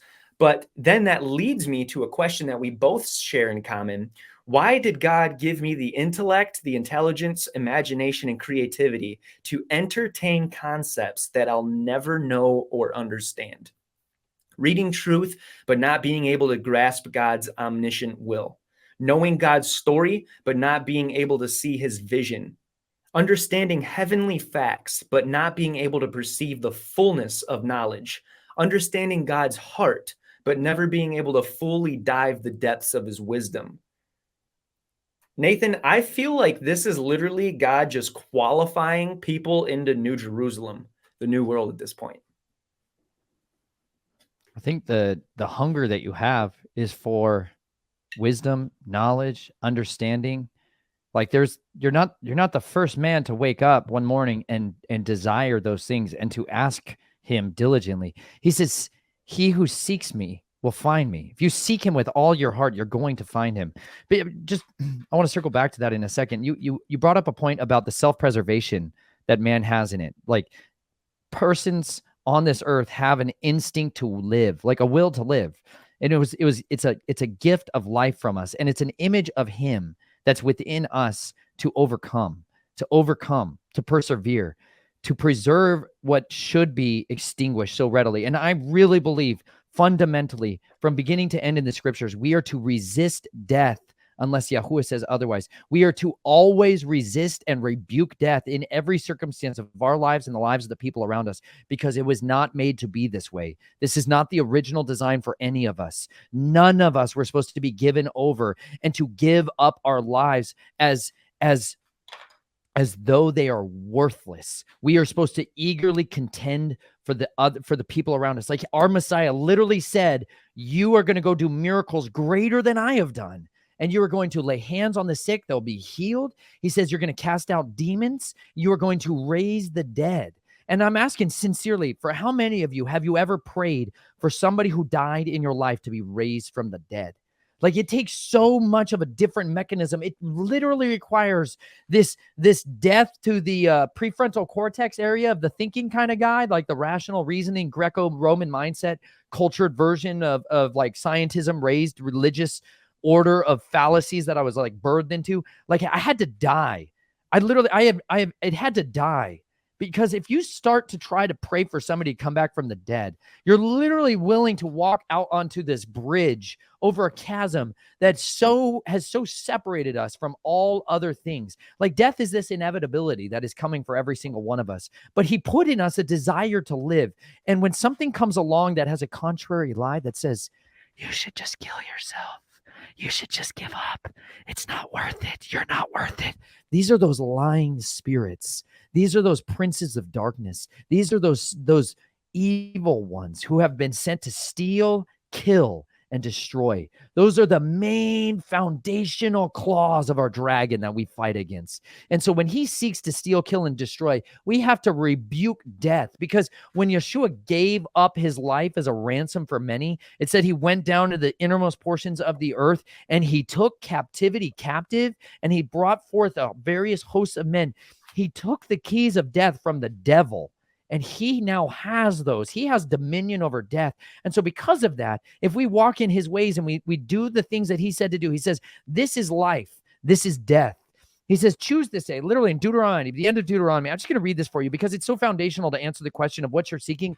Tyler, I really believe the question to your answers are found here. Like it's not far off. He literally says, like, this is not far off. It's right here, plainly written. And you know what? He says, all men are without excuse. You go to read the book of Romans, he literally says, all men are without excuse because all of creation is testifying to him. Like this little feather. This tiny little feather is a living perpetual witness of the complexities and awesome wonders of our creator. Like where this feather sits on the bird's wing is completely unique. And there are literally muscles that only actuate and move this single little feather that's unique and completely different than all the other feathers. The way that the structure is designed on the inner side of this and how it's hollow and yet has this support structure that's within it that enables it to be able to move through the air at such a rate to cause lift, to cause a bird to fly. It's literally one of those things that Solomon is wrestling with. He's like, one of those strange things in the book of Proverbs. He's like, three things I don't understand. The way a woman is with a man, the way a serpent crawls across the rocks, and the way a bird is in the sky. He's sitting there like you, Tyler, right now, where you got a list of questions. You're like, what the heck? Why can't I understand these things? Well, he wrote those out.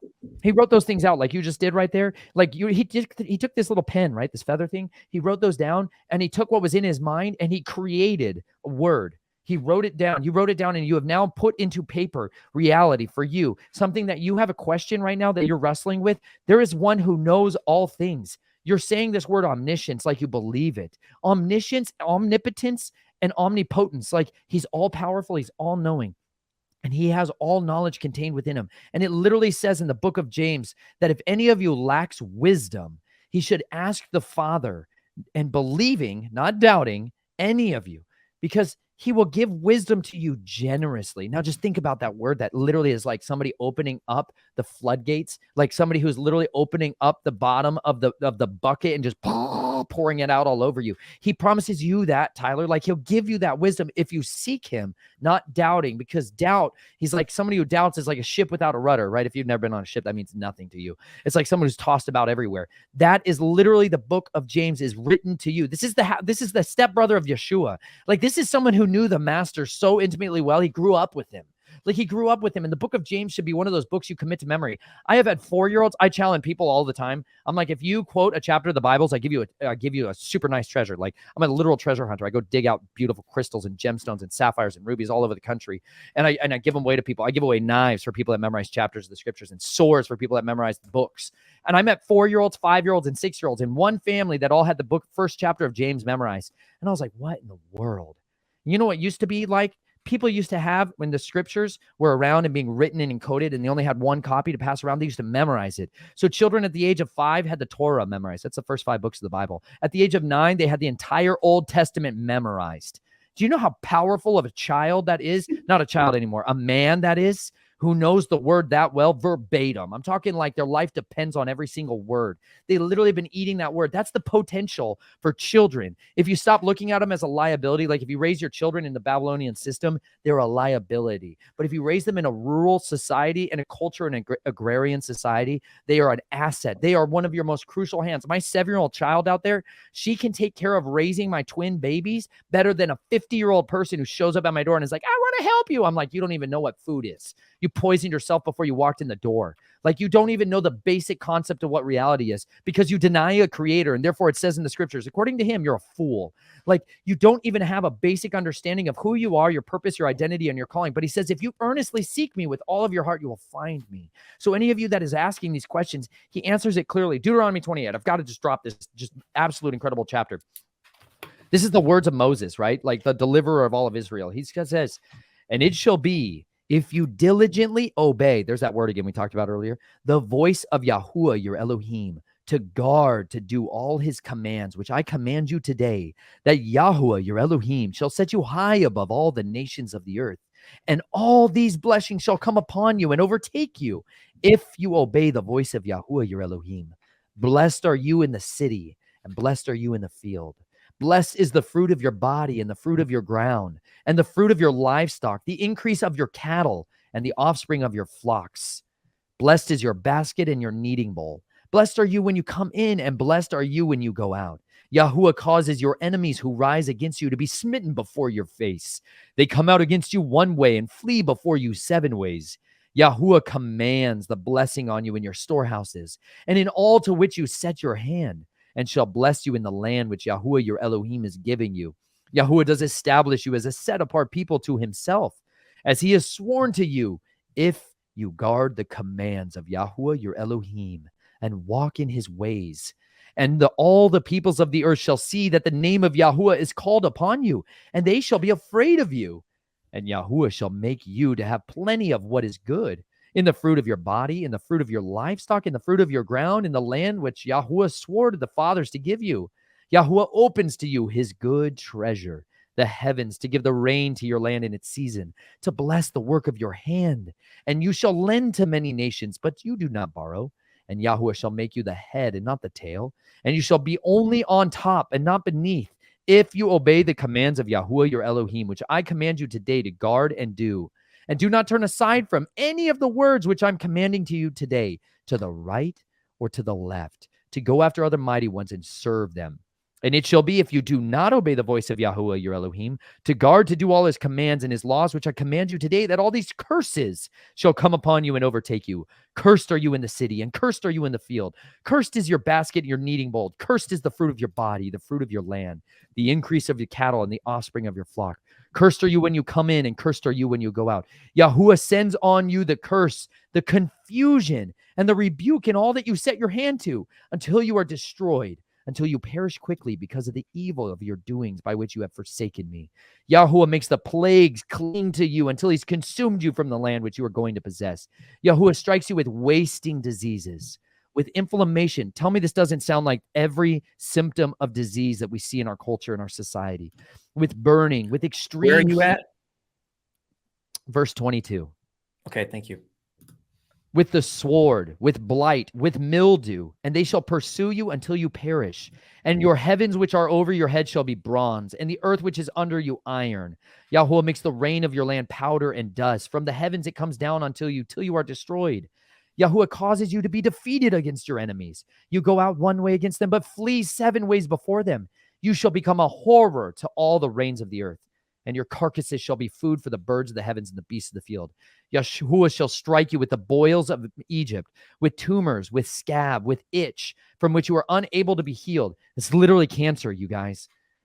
Yahuwah shall strike you with madness, mental disorders, blindness, and bewilderment of heart attacks, heart disease, anxiety, fear, panic, dread.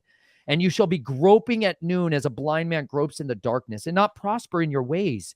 And you shall be only oppressed and plundered all the days, with no one to save you. You become engaged to a wife, but another man lies with her. You build a house, but don't dwell in it. You plant a vineyard, but do not use its fruit. Your ox is slaughtered before your eyes. You do not eat of it. Your donkey is violently taken away from you. This goes on, you guys, for another 68. For 68 verses, this goes on about the curses that come on you if you don't guard his word. So if you can literally take that same methodology of willingness to cling to the things that are important to you, and you cling to his word as if your life depends on it, because it does. But not just your life, but the people all around you, your family, your friends, your culture, your society, your nation. The very world that we live in is literally dependent on whether or not we walk in ways that he says, this is life.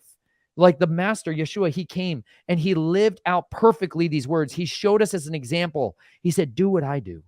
He said, do what I do. Even Paul said, imitate me as I imitate the Messiah. He's the one we're supposed to be imitating. We should seek diligently to obey the doctrines of the Messiah, not the doctrines of men, because it literally says they're going to sow into they're going to find pastors who give us what our itching ears want to hear. That we're going to store for ourselves. We're going to hoard them up and be like, I just want to hear what everyone says is good and nice and pleasant. Nobody wants to talk about the curses that are coming down to hunt you down, but their lives are full of them. The same divorce rates, the same addiction rates that are plaguing the world as a whole are plaguing all the brothers and sisters of the faith. Why? It's because we have thrown these commands over our shoulder and said, that's for some time back then, long ago. But if you apply the Sabbath year of rest to your land, if you literally let your land rest, one of our friends, she had a homestead where she was doing what was called a back to Eden horticulture style. It was, of all of the methodologies I have ever seen and witnessed, that's the best I have ever seen. Back to Eden. It would involve a lot of compost and mulch and trying to recreate what we see in nature all around us. And she, at the 7th year of doing that, she had her garden was exploding everywhere with perennials. That means things that came up on their own. They volunteered everywhere. Her entire fields were full of such vitality, and she was letting it rest. She was allowing the animals to come and eat it. She was allowing others to come and glean from it, the poor, the widows, the oppressed. This is the back to Eden gardening. This requires like you don't have to water your garden every day with the petrochemicals and the fluoride waste and the pharmaceutical waste water that your city is telling you got to put on everything. When you do this, like when I did this at a farm in Asheville, North Carolina, I laid down mulch and mulch and mulch and mulch on top of soil that had literally been cleaned off. Somebody had sold the topsoil of this land, so they were down to just this clay layer. And I brought in just bucket loads and dumpster loads of mulch. And we built this layer of mulch in there, okay? This is because trees, when they're ground up by people that are arborists, they literally dump this stuff into piles, and they'll either have to pay to dump it, and we instead put a sign out on the road next to us and was like, free mulch wanted, dump here. And truckloads would literally drop it off, and they'd be like, great, get this thing out of here. It's the gold of our society. This is the currency of the kingdom of Yah. I'm telling you, son, when you develop this mulch layer, it is so powerful, because this is how forests, even though it's not raining, you're like, why are those trees green all the time?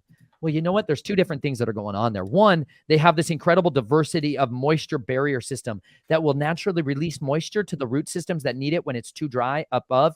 They will let it go when they need it. And you know what they'll do? They'll store it up and bank it up later on. And you know what's so beautiful is what it does is it tells your roots to keep going deeper. Instead of surface watering everything all the time, you're teaching your roots to stay shallow, which is all about that parable of the seeds being sowed. There it is. The man, the myth, and the true legend. My goodness, Paul Gowshy. That guy changed my life, and he changed the lives of so many of these homesteads. The best homesteads I ever saw, you guys, were people that followed that methodology. Every other version was high input, high inputs, huge amounts of costs and expenditures. We were spending $10,000 a month on one of these farms, just trying to float the boat, just trying to get our infrastructure in place, just trying to get our water systems in place, just trying to get our fencing dialed in. Like, we were just wasting money everywhere. You're like, we got to put all these soil amendments in. And you're like, y'all, if you can dump tree roots, dump tree leaves, and just ground up tree onto your areas, it's unbelievable, the transformation. Literally within a couple of months, we had earthworms filling this soil, like actual soil was showing up. And we were planting tomatoes in there, and I wasn't having to water them, even though it didn't rain for 2 months. I was like, this is amazing. This is changing my life instantly. But instead of keeping all this cleared out, weeded culture, there's this fertility that's waiting for us. There's all this wisdom of lessons like that man learned, because he asked the Father, he said, can you show me the way? Can you show me the way, like you're asking right now, Tyler? He prayed those dangerous prayers where he's like, will you show me whatever it is you want to know? And he's like, I'll unlock all the secrets for you, because you were made to learn and to be satisfied. And you know what? You're scratching the itch, and you just got to knock. He says, just like anyone, just knock. And this man had that question answered for him. And he has literally terraformed the earth back into the way of the Garden of Eden that it was supposed to be. And it transformed my life. And that woman who kept that Sabbath year of rest, when they listed their house to sell on the market, the person who wanted to come and see it, they're from Phoenix, Arizona, the lands of desert and death. And they walked in there and they're like, this place in Oklahoma is just bursting with life. And that woman's favorite plant on the earth was exploding right out the front door. That Jennifer, my friend, had not planted that. It had grown up voluntarily that year on the Sabbath year of rest. And because of that, that woman gave her a huge extra incentive to buy their land. And they took the money from that, and they were able to buy almost 60 acres of land with a house and with barns and with sheep, with cross fencing, with so much infrastructure, with spring-fed ponds on it for less money, get completely debt-free, because they honored the Father's commands. They guarded his word, and the Father blessed them. He literally says, if you rest that 7th year, I'll give you enough on your 6th year to feed you on your 7th year, your 6th year, and your 8th year, so that by the time you get to harvest on that 8th year, you'll have everything. That's the promises that are waiting for you when you do that. That fires me up, dude. That's how God works, man. For people that are, scratching and clawing, and they're getting the hunger and thirst blessed to them by the Father, and they're starting to want to read more and more chapters, and they're starting to want to just scratch and claw at the veil and the scale that they have in their eye, but they know that if they can just get it off, like they can level up. The way that God moves is sometimes so signature. You let the land rest, like it says in the truth book, and along comes a customer that wants to buy it, whose favorite situation has just exploded. I mean, come on, people. Like some people are looking to see an angel in person. Some people need to see in order to believe. And man, you believe in the wind. You believe in bacteria. It's so in our faces. It just requires you to see with a different perspective. And regenerative agriculture is the future. Composting and my unlimited sustainable food loop, where I teach you how to take a tray of microgreens and grow it in 7 days so that there's nutritional density. When the nutritional density is transferred to your bioavailability microbiome in your stomach, where leading researchers are starting to understand and agree upon that that's where health starts, or your community, when you start selling this and making a side income turn into a small business, just like Nathan said, Peter and the apostles would be entrepreneurs and build shelters like it was a trade. Well, guess what? I'm teaching you how to do the trade of cultivation. And what happens is when you grow this and you harvest it, so it looks more like this, after you made some money on it, then what? Oh my gosh, all over the computer. Lord, please do not let that break this brand new computer. Merciful. If you make that happen, hold on, I gotta run immediately. Go do that. I got your back. I got your back. All right. I got your back. I'll just say this, y'all. I started doing all these different farming methodologies, and it's just like an experimental farmer at all these different places. And I saw different ways that they were doing it. Like down at that farm at 12 Seasons, they had a very high input model because he was trying to regenerate. He was trying to rebuild a completely wasted piece of property in a sense, you know, and he had a method that required a lot of labor and a lot of time and a lot of money in order to do that. But he was feeding hundreds of people some of the most delicious food on the earth. However, when we started to go and try to do this all for ourselves and try to start our own property and become our own, you know, bioregenerative farmers, we learned very quickly that there was these never ending problems and struggles that you're going to be on by trying to do it in the systems that we've been told.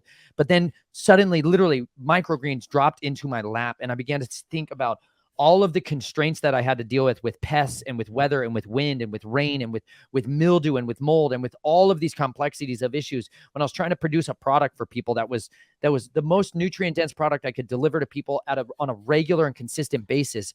Microgreens were the single best solution I ever found to solve that problem, because you can make it replicatable and you can make it something that you don't have to educate your customers on in a unique way. You can instead show them, you're like, hey, you eat green stuff, right? You know, you're familiar with this. This isn't something that's super strange. Like, this is a bunch of livers, kidneys, hearts, right? In this freezer bag, this bloody bag. This is something that a lot of people don't volunteer for. They're like, you want to eat the tongue? I'm like, you betcha, son. I want to eat all the organ stuff because I found there's incredible nutrient density that's in there that my body literally needs. But that's not something I can really readily just show up at a farmer's market and pass on, because they're like, we got to regulate this and that and that. Whereas microgreens, they open up this completely different door, a venue where you can have a business model that was small scale or just a personal use model. And it was literally something we could do on our counter. Like, my wife and I drove around the country in this RV. It was a 35 RV, and we needed a way to be able to get fresh greens on the road. And that's where we started sprouting in little mason jars. We started creating like just our own little thing. And what you've put together here, Tyler, really is something that is available and replicatable to people in all kinds of different environments where they're not capable of going out and starting their own homestead. I don't necessarily even recommend a lot of people go and start their own homesteads, because you've got to learn the skills and the trades as much as you can beforehand. It will really help you, save you from a lot of nightmares, a lot of struggles, a lot of loss, a lot of heartache. We've seen a lot of people start the homestead life because they watched a lot of YouTube videos and then utterly fail and quit and come out and go back, plug it back into the system because they didn't do it to the way that was best. There's better ways to do it, and there's better climates to do it in. There's better ways to pursue that, but there's lots of opinions out there. It's best to go and find the people that are being successful and go and learn from them. Absolutely. The trades that have already been mastered, it saves you a lot of time. It saves you a lot of time, and it saves you a lot of headache, just like you mentioned, to be able to learn from someone that's already went through the mistakes. And after you make a profit on those trays that I just showed you, after you grow them and you harvest them and they begin to look like this,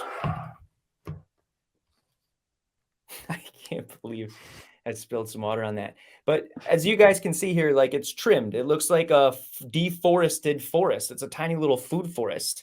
Thank you, darling.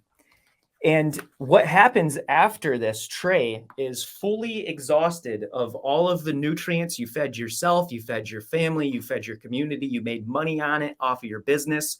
You take this tray, you flop it into your chicken coop or you flop it into your goat pen, and now they can benefit from those nutrients. And when they start to benefit those nutrients, they start giving that back to you in the goat milk or the breakfast eggs or whatever else. And the buck doesn't stop there.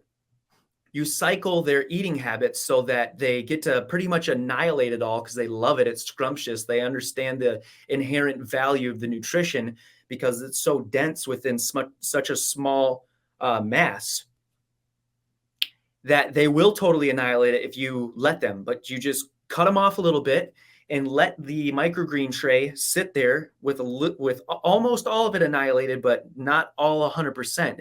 And then you get the animals and the livestock or the chickens and the goats into a different portion of their pasture, and you let this grow up, and it will literally grow up into cabbage. It will literally grow up into broccoli. It will literally grow up into a head of sunflower. And you can experience the miracle of multiplicity. The Lord makes one sunflower seed grow a tall, thick stalk and produce a head of 100 sunflower seeds. It's just what happens. It is what it is. So many people in our generation, they don't realize like that's biology. That is something that is built into our relationship with our food. It's an unlimited sustainable food loop. So it still doesn't stop there. So then you take the microgreens that fully went up through the process of pollination and reproduction and given you a multiplicity of seeds. So like Joseph, now you're storing seeds. And not only are you storing seeds, but they're non-GMO seeds. They're unadulterated seeds. They're seeds that are heirloom. And that is quickly going away with Monsanto right now. They are literally trying to put barcodes on seeds and pretty much eliminate people's ability to grow a garden because every single year they're going to have to go to the box store and buy the barcode labeled seed that they're trying to buy that's genetically modified out of its mind, totally devoid of any digestible nutrients because your body confuses the DNA and the genetic code with what that food is, but your body knows it's not that, so it won't digest it. With carrots, you cannot digest a carrot. If you eat carrots or if you eat a baby carrot, you cannot digest that. It goes in one side and out the other. The only way that you can enjoy the nutritional components of a carrot is if you juice it or if you make it in a more bioavailable way. Same thing with many other examples. But then after that, after it's completely, totally exhausted, the animals had their, well, first of all, you had your way with it. Your family did, your community, your business profited off it. Then you use the seeds from the tray. This is all one tray we're talking about here, folks. It takes 7 days to grow this. Then you flip what's ever left over into the composter. In the composter, there's so much compost rocket fuel, like worm castings and everything that we were talking about earlier in this, that you're talking about the Garden of Eden, you're talking about regenerative agriculture, you're talking about permaculture, you're talking about exactly what Nathan was just referring to. You're talking about a system that is unlimited, it's sustainable, and it's a food. It's a food that you can live on. And it's not just any food, it is healthy for you. Your body as an operating system operates optimally on this nutrition, on this genetic density of potential in the forms of trace minerals and vitamins. It's absolutely beautiful to get hear how you have helped to bring that solution out there. There's original designs that the Father had for us to be able to see that fertility. You know, there's this like strange little passage in the Torah that's like the old, you know, people are like, oh, but the Old Testament. It says if you're going to go poop, he's like, you go outside the camp. He's like, you dig a hole with your little trowel, you poop in it, you bury it. That's like what he says. That's where poop goes, inside the earth. This is like fundamentals here. He's like, where the blood should go, inside the earth. You bury the blood. You're supposed to bury your poop. Okay, you're not supposed to poop in your neighbor's drinking water. That's really not a good idea, but that's what most everyone does. You're like, I flushed the toilet today. You're like, congratulations, my neighbor's going to get your goodies. It's a nightmare, y'all. Like, that's where all of the blood from post-surgical care and all kinds of stuff. Anyways, it's filled with so much pharmaceuticals that it literally makes animals sterile. In Boulder Creek, when I was in the University of Colorado in Boulder, we went out and did this this biological study. We captured all these frogs and then we tested them, and we found out how many of them were sterile because we tested the water for how much birth control was in the water. The Boulder Creek, it's supposed to be this like beautiful, picturesque mountain creek that's flowing down through the town. There was so much birth control in it that frogs could not reproduce. You're like, well, that's pretty intimidating, because that water literally flows to the reservoir, which flows to the place where all the pipes are that are pumping it right down to this drinking station that all of us are drinking the tap out of. You're like, that's surely not good for us. And by the way, they don't filter that out because they don't use distillation. That's another whole story. Super passionate about water. It's literally the like life essence. Anyways, I started experimenting because we had this composting toilet. My wife and I got rid of the black tank, which is a nightmare in the RV life, and all that just horrible stuff that nobody tells you about. You're like, you're going to go on the road and you're going to get covered in sewage all the time. It's a nightmare. You're like, this sucks. Surely there's a better way. And it's called composting toilets. So you poop into a container where we would just put coconut core, right? Well, that was super expensive. That was stupid. Don't do that. We did peat moss, which is amazing, and you can grow all kinds of good stuff in it. You know all about that. We used peat moss, and it was fantastic. And we would go poop in there. We would pee in an area, and then it would go down into a different container. We separate your pee from your poop. They're absolutely powerhouses of nutrient density. There's so much nutrients and nitrogen available that's in your urine, and all these micro minerals that's in your urine. Your plants are like, yes! Everything wants your pee, y'all. It's such an asset you don't even know, son, until you're pouring it out every day. And I was literally going around. I dumped my pee all over this country, y'all. I was gorilla pooping all over this country. It was fantastic. I would go sneak out into the forest, at night, and I would dig a little hole and I'd poop under a tree, and then I'd sprinkle seeds on top of that. And it was like, you betcha, I'm going to start a tiny little microforest right here, son. Just like the squirrels do, those sneaky little squirrels. You know why we have oak trees everywhere, why the oaks dominate all of our culture and our society? Because of bluebirds and all kinds of birds that plant acorns. Let me tell you just something about bluebirds that just blew my mind. I love birds. Creation's all testifying to them continually, so that all men are without excuse. A bluebird takes one acorn, okay? Every single day, this bluebird, he's flying around all over the place, and he's like, and you're like, oh, this stupid bird. Just want to throw rocks at it because it woke you up and you're all pissed and grumpy because it's before your alarm clock went off. That bird is out there working day and night. He will plant 12,000 oak trees. 12,000 oak trees. A bird. He's going to go out, and he has a pretty good memory. It's about 60 to 70%. And so he's planting acorns nonstop everywhere he goes, always being fruitful. And he's going to go out all throughout the year, and he's going to harvest those off, right? But he's going to forget a good amount of them, just like those gray squirrels, those tree assassins we were talking about earlier, those gray squirrels. They're going to plant all kinds of seeds everywhere they go. All of nature has yeah, look at that savage little bird, just slaying, changing the world one acorn at a time, son. Go get them. Go get them. Be like the birds, y'all. They're so savage. They're so clever. You can learn so much if you just go out and learn to keenly observe things. If you turn the black mirror off, I challenge you. Turn off your black mirror for a day. I know you're like, I can't. I literally don't know how to get to work without it. Change yourself. Fix yourself, son. That's embarrassing. Change that situation. There's these things called maps. They will change your life. If you don't have one, you're going to die. That's a real story. There's a treasure map in here. And if you get it right, you live. If you get it wrong, you're dead. There's one way in, one way out of that kingdom. Broad way leading to destruction, narrow way leading to life. It's a treasure map. He literally just talked about it. Anyways, these bluebirds plant this stuff everywhere. Blue jays. Wrong bird. Blue jays. Correct myself. You're struggling. I'm like, these are not blue jays. Blue jays. Super effective oak planters. And this is why the oaks are the most plentiful thing ever. Because in the scripture, it says, you're supposed to be like trees. You're supposed to be like an oak of righteousness. And I'm like, well, then I should study the oaks. And then I started studying who plants the oaks. And I started studying how they did that. And I started learning all about the ways that nature plants everything. This is why I have this wheat right here. Let me show you this. I grew this out of my own poop. You betcha, son. One of the things I'm most proud of in my entire life. I got 3.5 acres finally that somebody was like, here, you can park here and live here and make it more fruitful. I planted 100,000 seeds while I was there. 100,000 seeds.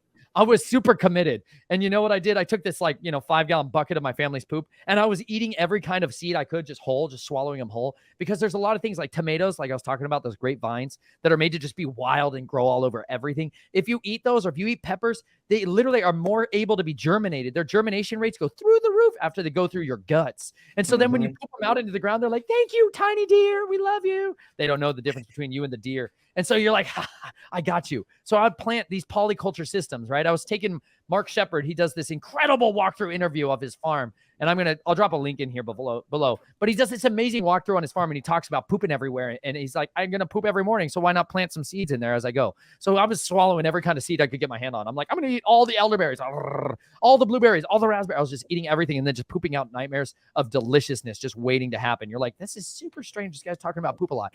Well, it's amazing because in that poop is literally everything that this plant needs to burst forth with vigor and with vitality, because all those microorganisms are like, finally someone gave us something to work with, and they just bloom, and you give them this strategic advantage over all of the competitors. We call them weeds, which are also edible plants, always medicinal and edible plants hiding everywhere. Nature is always trying to live and feed you and take care of you and sustain you because the Father loves you and he gave you this earth, and we're supposed to co-labor with this relationship.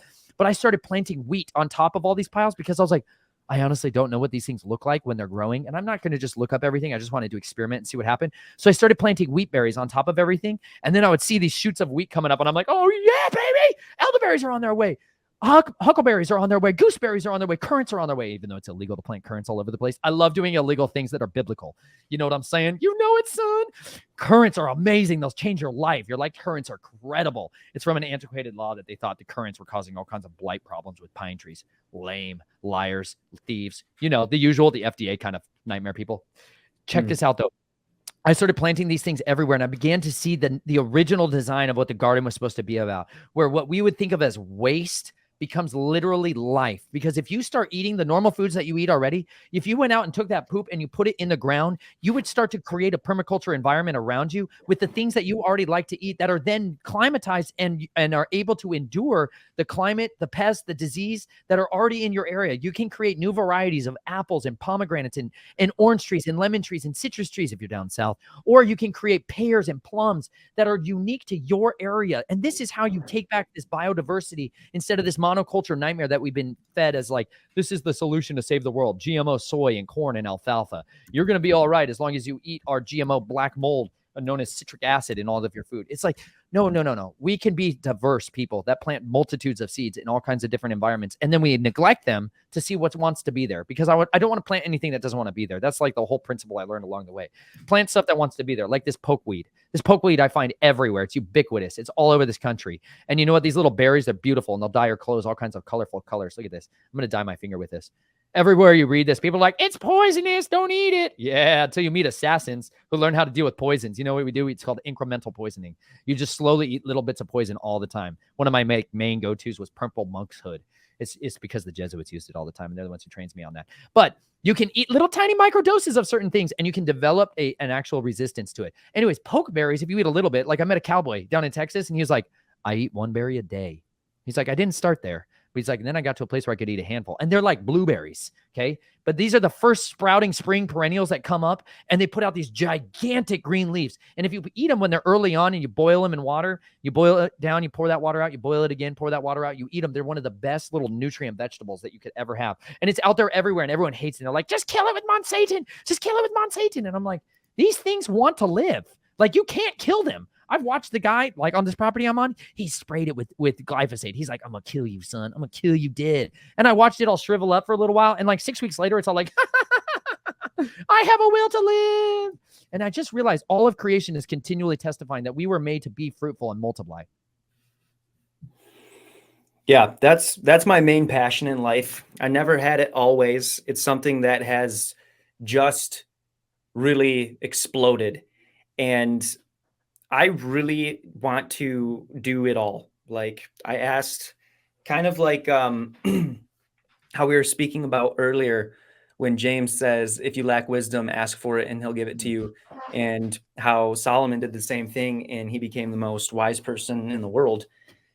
I took those scriptures and I took them to the bank and I asked the Father, I said, show me how to be the best gardener, farmer, horticulturist. Just give me all the secrets that you're willing to give me and let me go represent this as a ministry and let me slip the gospel in it so people don't even realize it, but their souls are being saved.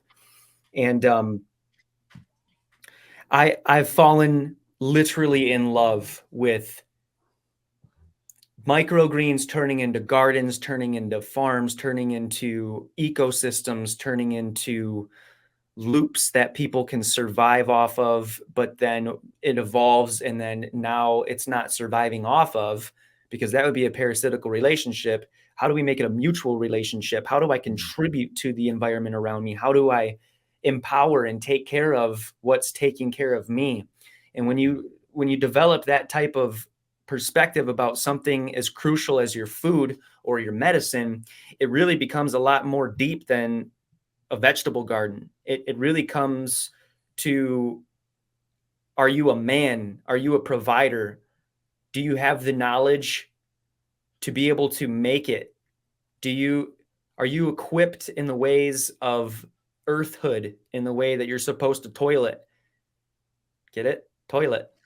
And compost is another blessing, another miracle. I'm reading right now, well, I read Barbara's book, and there's a carbon cycle. The source code that the Lord used for life and death is literally responsible for sickness and health, and also for nutrient degradation and sustainability. So what that means is, in Genesis, the Father says that he made Adam from dust. And what dust is pretty much the last cycle of the carbon cycle. So what happens when people get sick is there's three things that happen. It can all boil down to three things. One, there's a fungus. Two, that fungus turns into a bacteria. I'm sorry. Yeah, fungus, and then it turns into a bacteria. And then the third thing it turns into and evolves to is a mold. And a mold are the undertakers of the carbon cycle. That's the last process before whatever it is, whether it's a dead deer on the side of the road or your leftover tomatoes that didn't make it, whatever is exposed to the carbon cycle, which is the natural process of passing from death to life or life to death, it turns back into dust. Whatever is composted will eventually turn into dust. Whatever is alive, there is a switch that gets turned on and off. And when living things are no longer alive and their switch is turned off on the biological clock or the calendar or the source code or whatever it is you want to envision it as, that's when the carbon cycle starts its process to decompose whatever that matter is. If it's biological matter, then it's going to turn back to dust. So man started and was created from dust, which is super humbling because dust is nothing.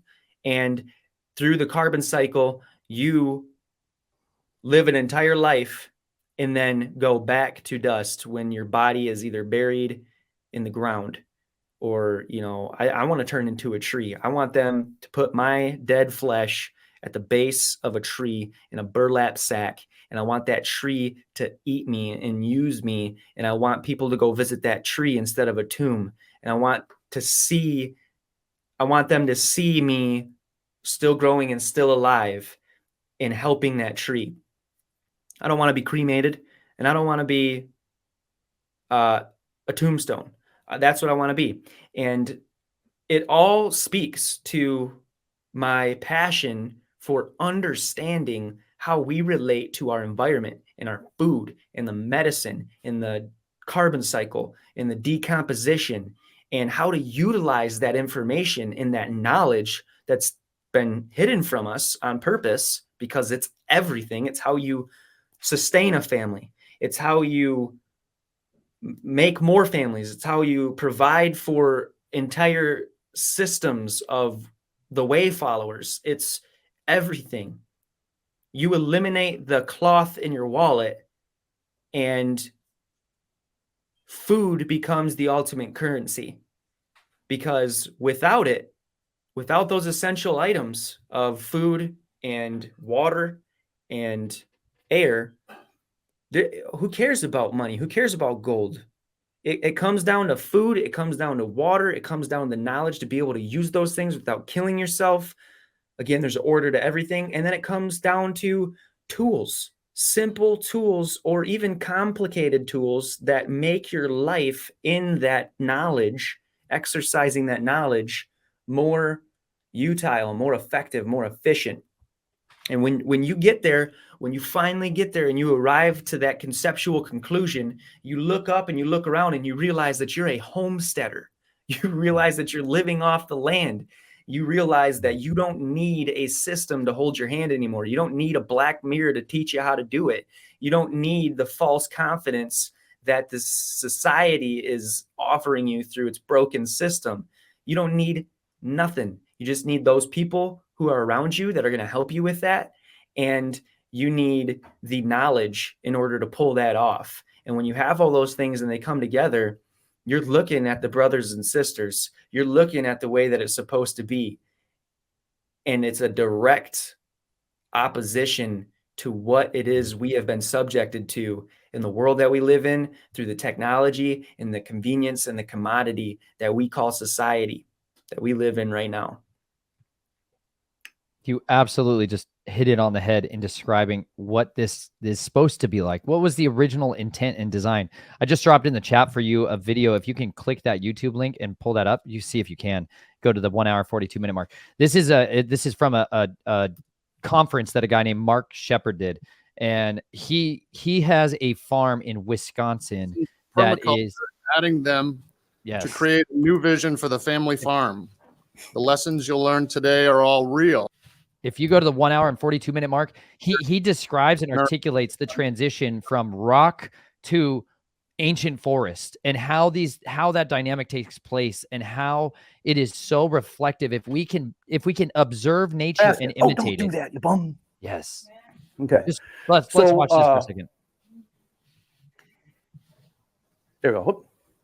So I've accomplished all this work. I go back to the house 15 minutes later. I've done all the chores, and I sit down with breakfast to my certified organic eggs, shiitake mushrooms, and greens of the day, home-raised grass-fed chestnut, hazelnut, and apple finished bacon. I think this is a little bit more functionally connected. I think this is a little bit more functionally connected than that other guy. So then I have time for the rest of the day to goof off. I mean, work. Natural succession. I just want to briefly cover a little bit of this because it really does the aggradation. And then stacking and polycultures. If we were to start, this is a challenge I have out to somebody, anybody. Give me a rock in the center of Lake Superior or Lake Michigan, preferably Lake Superior, near Isle Royale National Park. Give me a rock in the middle of Lake Superior, and I will farm that rock profitably. Okay, it's a heresy, right? We don't need soil. Soil is so irrelevant, it's not funny. Remember the story when you were a little kid that this guy put a willow stick in a pot of 170 pounds of soil, grew it for 5 years. The plant now weighed 175 pounds, and the pot only lost a pound. So what on earth was this plant made out of? Most of the plant's made out of cellulose, carbon, hydrogen, and oxygen. Where did that carbon, hydrogen, and oxygen come from? The air, the atmosphere. Everybody has seen trees growing out of the cliff, right? They don't need soil. Need. The rest is details. How soil is built, how the sites aggrade, the glacier leaves or whatever, and there's this bare rock. Lichens, this magical organism that's part fungus and part algae. The fungus starts to exude these acids that dissolve the rock, and the minerals now become bioavailable to the algae side of it. Their bodies decompose. Now there's extra carbon, starts to decay. There's now enough little bits of proto-soil for mosses to take root in. The mosses grow and start to die. Higher order plants can start to get established. Material blows in from somewhere else and starts to accumulate. The biodiversity is increasing. The soil fertility is increasing. The soil is actually being built, is being created. More plants can come in, some more woody plants, little shrubby things. The grasses are coming in, lots more imported material. It's more fertile, more nutritious, more life can actually be supported from this site. Now the grassland phase starts to happen, and this is when soil building really goes into high gears, when you start getting into the grassland phase, because they can pulse carbon. The roots will grow, 2-3 feet deep. As the top grows 2-3 feet high, then you graze it off. The roots slough back. All this decomposition going on underground, and then the grazers bury it all with poop, and they urinate on the whole thing. That's where we really get our fast turnaround, and we can build soils fast. It's in the grassland phase with animals. Woody plants start to come in. This is all a natural process. This is taken on a picture on a lake way up north. You can see some larger woody plants starting to get established out there. I just put this in here to show you as we're going through the grasslands phase. It's not on the same rock. And then we have this system that you can see there's pieces of rock here. How much soil do you think is under there? Hardly anything, right? This little system here is pine on top of apple, on top of serviceberry, on top of hazelnut, on top of blueberry, with raspberry coming out from the edges, wild strawberries underneath, these little wild lingonberries, and the green grass grew all around, on the rock. Now, instead of growing white pine, why not grow something like a Korean pine, a pine nut pine? Wherever you live, there is a family of species that will live right on top of each other in the same place. So you put them in a single row. The short things will get the sun down here. The medium things will get the sun out here. The taller things get the sun here, and you're not going to take up hardly any space on your farm, and you got 7 different crops growing right in that one space. But select the varieties that are more adapted to your site, and that'll actually yield a crop. And how do we take care of these things? Stun, sheer total utter neglect. Yes, you can do things to them, and they may accelerate their growth. The jury is out and has been out for the past 10,000 years. Does any input actually increase your yields enough to pay your bills? Over the historical time, the answer is no. Input agriculture with annuals does not work. Just hasn't. So what you can do is you can start with a single row like this while you're growing out in the alleys here. And over time, add another row and another row and another row and just fatten your system up. This is what we've done on our farm. And since these are all rows of trees, not individual trees, you space these by your equipment. So you got, an alley going down here that you can mow, you can hay, you can graze, you can grow crops. Another alley here, all based on your equipment width. So that aerial photo that you saw of the farm, that's all based on the widths of my equipment, and all the polycultures are all grown single file in a row, just like that. Do some planning, but don't get all hung up on planning. This is the reason I wanted to share this, is because what Mark is showing you is a version of farming that is truly trying to be a permaculture design, meaning that we can still get our fuels, our foods, and our fibers from the place that we live on, as opposed to always being dependent on it. Because even at the heart of every little version of backstead gardening or farmsteading or homesteading that I see, you're still dependent on generally getting your fuel and your fibers from someplace outside of your little realm. It takes a long time to engineer a landscape around you to be able to sustainably provide you all 3 of those foundations. Every climate, every zone that you are, especially in North America, I'm mostly talking to folks in North America, we have a very diverse climate experiences here, from where I'm at down here in Missouri to where you are, Tyler, up north. Very different things that we can grow. But nature has been showing us for thousands of years what wants to be here. And if you can learn how to operate within the systems of what the Creator made, this is why I got obsessed with this book. It's called The Trees of Missouri. I found this, I started a library at our fellowship, and we called it the Armory, because I just took these are my weapons, I'm I don't have all of the super savvy microtech knives that I used to. I generally give them away. I didn't have all my Tavor with my ACOG 4X scope on it and all of the savage little killing tools that I used to have. I had books, and I was like, you know what? I'm going to give you all my arsenal. Well, somebody dropped this off, and we did a trade. You know what I'm saying? And this started going through teaching me all about the medicinal properties and all of the other uses of trees. And I began to study. Okay, I started marking every tree that was in here. These are all native ones. Okay, this means they want to be here. They're already volunteering to be here. They want to stay here. They want to live here, and they want to change the world every single time. Like the Rose of Sharon. You'll see this all over the place. And this is totally in the Bible. You're reading the book of Song of Psalms. You're this book is moderately erotic. It's super intense. It's definitely R-rated. It's wow, there is some good advice for couples in there. Go read that and go ahead and bring the scriptures to life. Spice up your life. Enjoy it. Drink deep of the love until morning. Anyways, Rose of Sharon, y'all, is delicious. And you'll see this thing all over. People used to plant food in their yards. I know it's a crazy concept, but people used to live, and they used to try to live from the land. It was amazing. They used to design their landscapes so that when they stepped out the door, there were snacks. Because all y'all have children, and you're once you have children, they nag you for snacks nonstop. Just shut up. Go get a snack outside. I was literally where I was like, I'm going to go live on farm. So you just stop nagging me. I don't want to have to go to the store to keep buying snacks. Like, you got a bottomless pit inside that belly, dadgummit. You're definitely my children. I'm going to have to feed you forever. This is relentless and costs so much money. And I got no money. So what are we going to do? I'm like, let's go ahead and find wherever they grow food and let's live there, literally live inside there. And that's what we did. It changed us so much. Look at that savage taproot just changing the world. Can you pull that up and make it gigantic so I can look at it and wonder at it and speculate on its wonders? You see the difference between roots that are working hard for a living versus roots that are just tapping into the Monsanto fertilizers and pesticides and herbicides and like the tap water.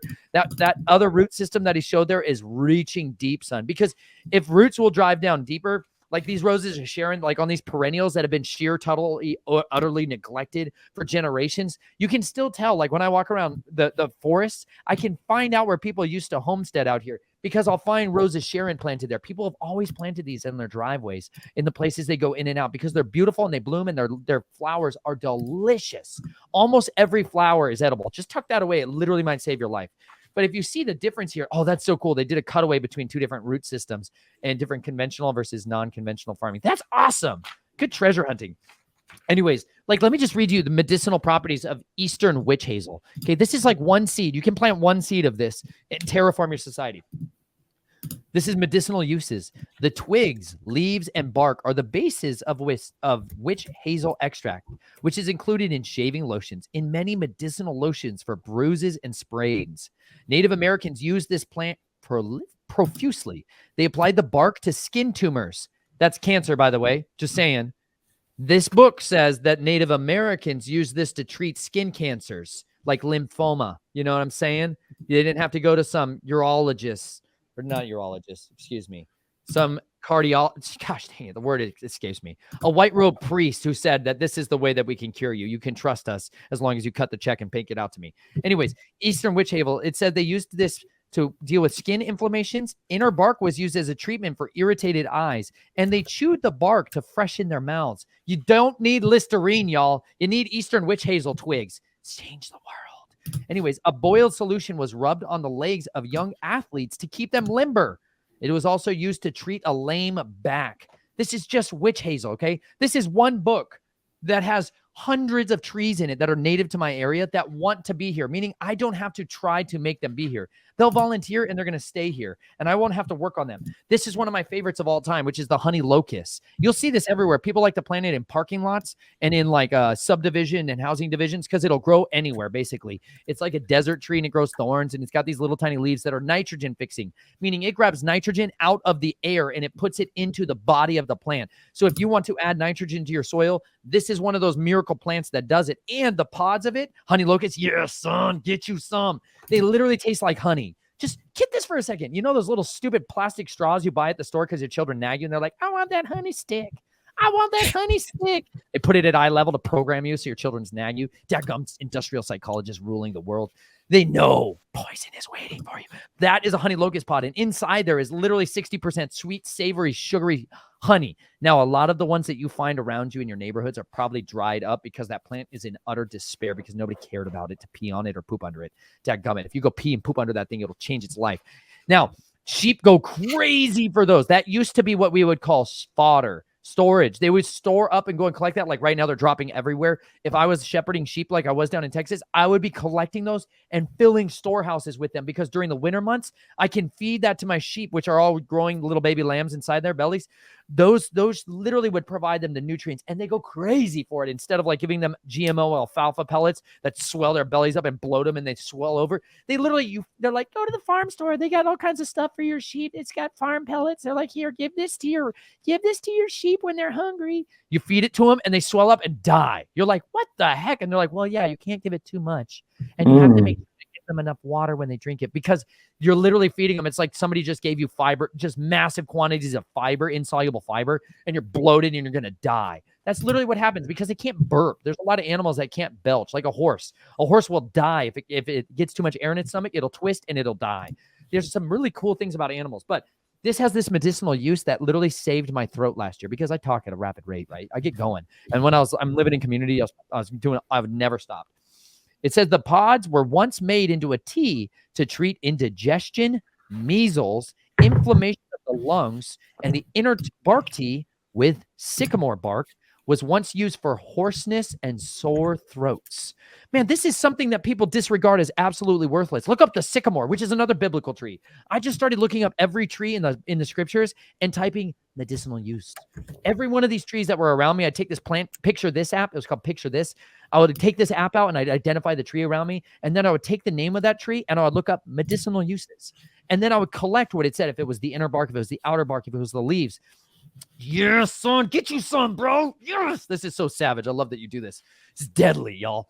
Anyways, that sycamore leaf is so fun. They're gigantic leaves, right? This isn't like anything. They're literally waste around. People drive around and they're like, these stupid trees, they're getting on my yard. I got to go rake them up and blow them away. Dadgummit, leave your leaves on your lawn, y'all. They need it. Your tree has been working so hard all summer long to grow those leaves. You give it that dang leaf back. You promised it.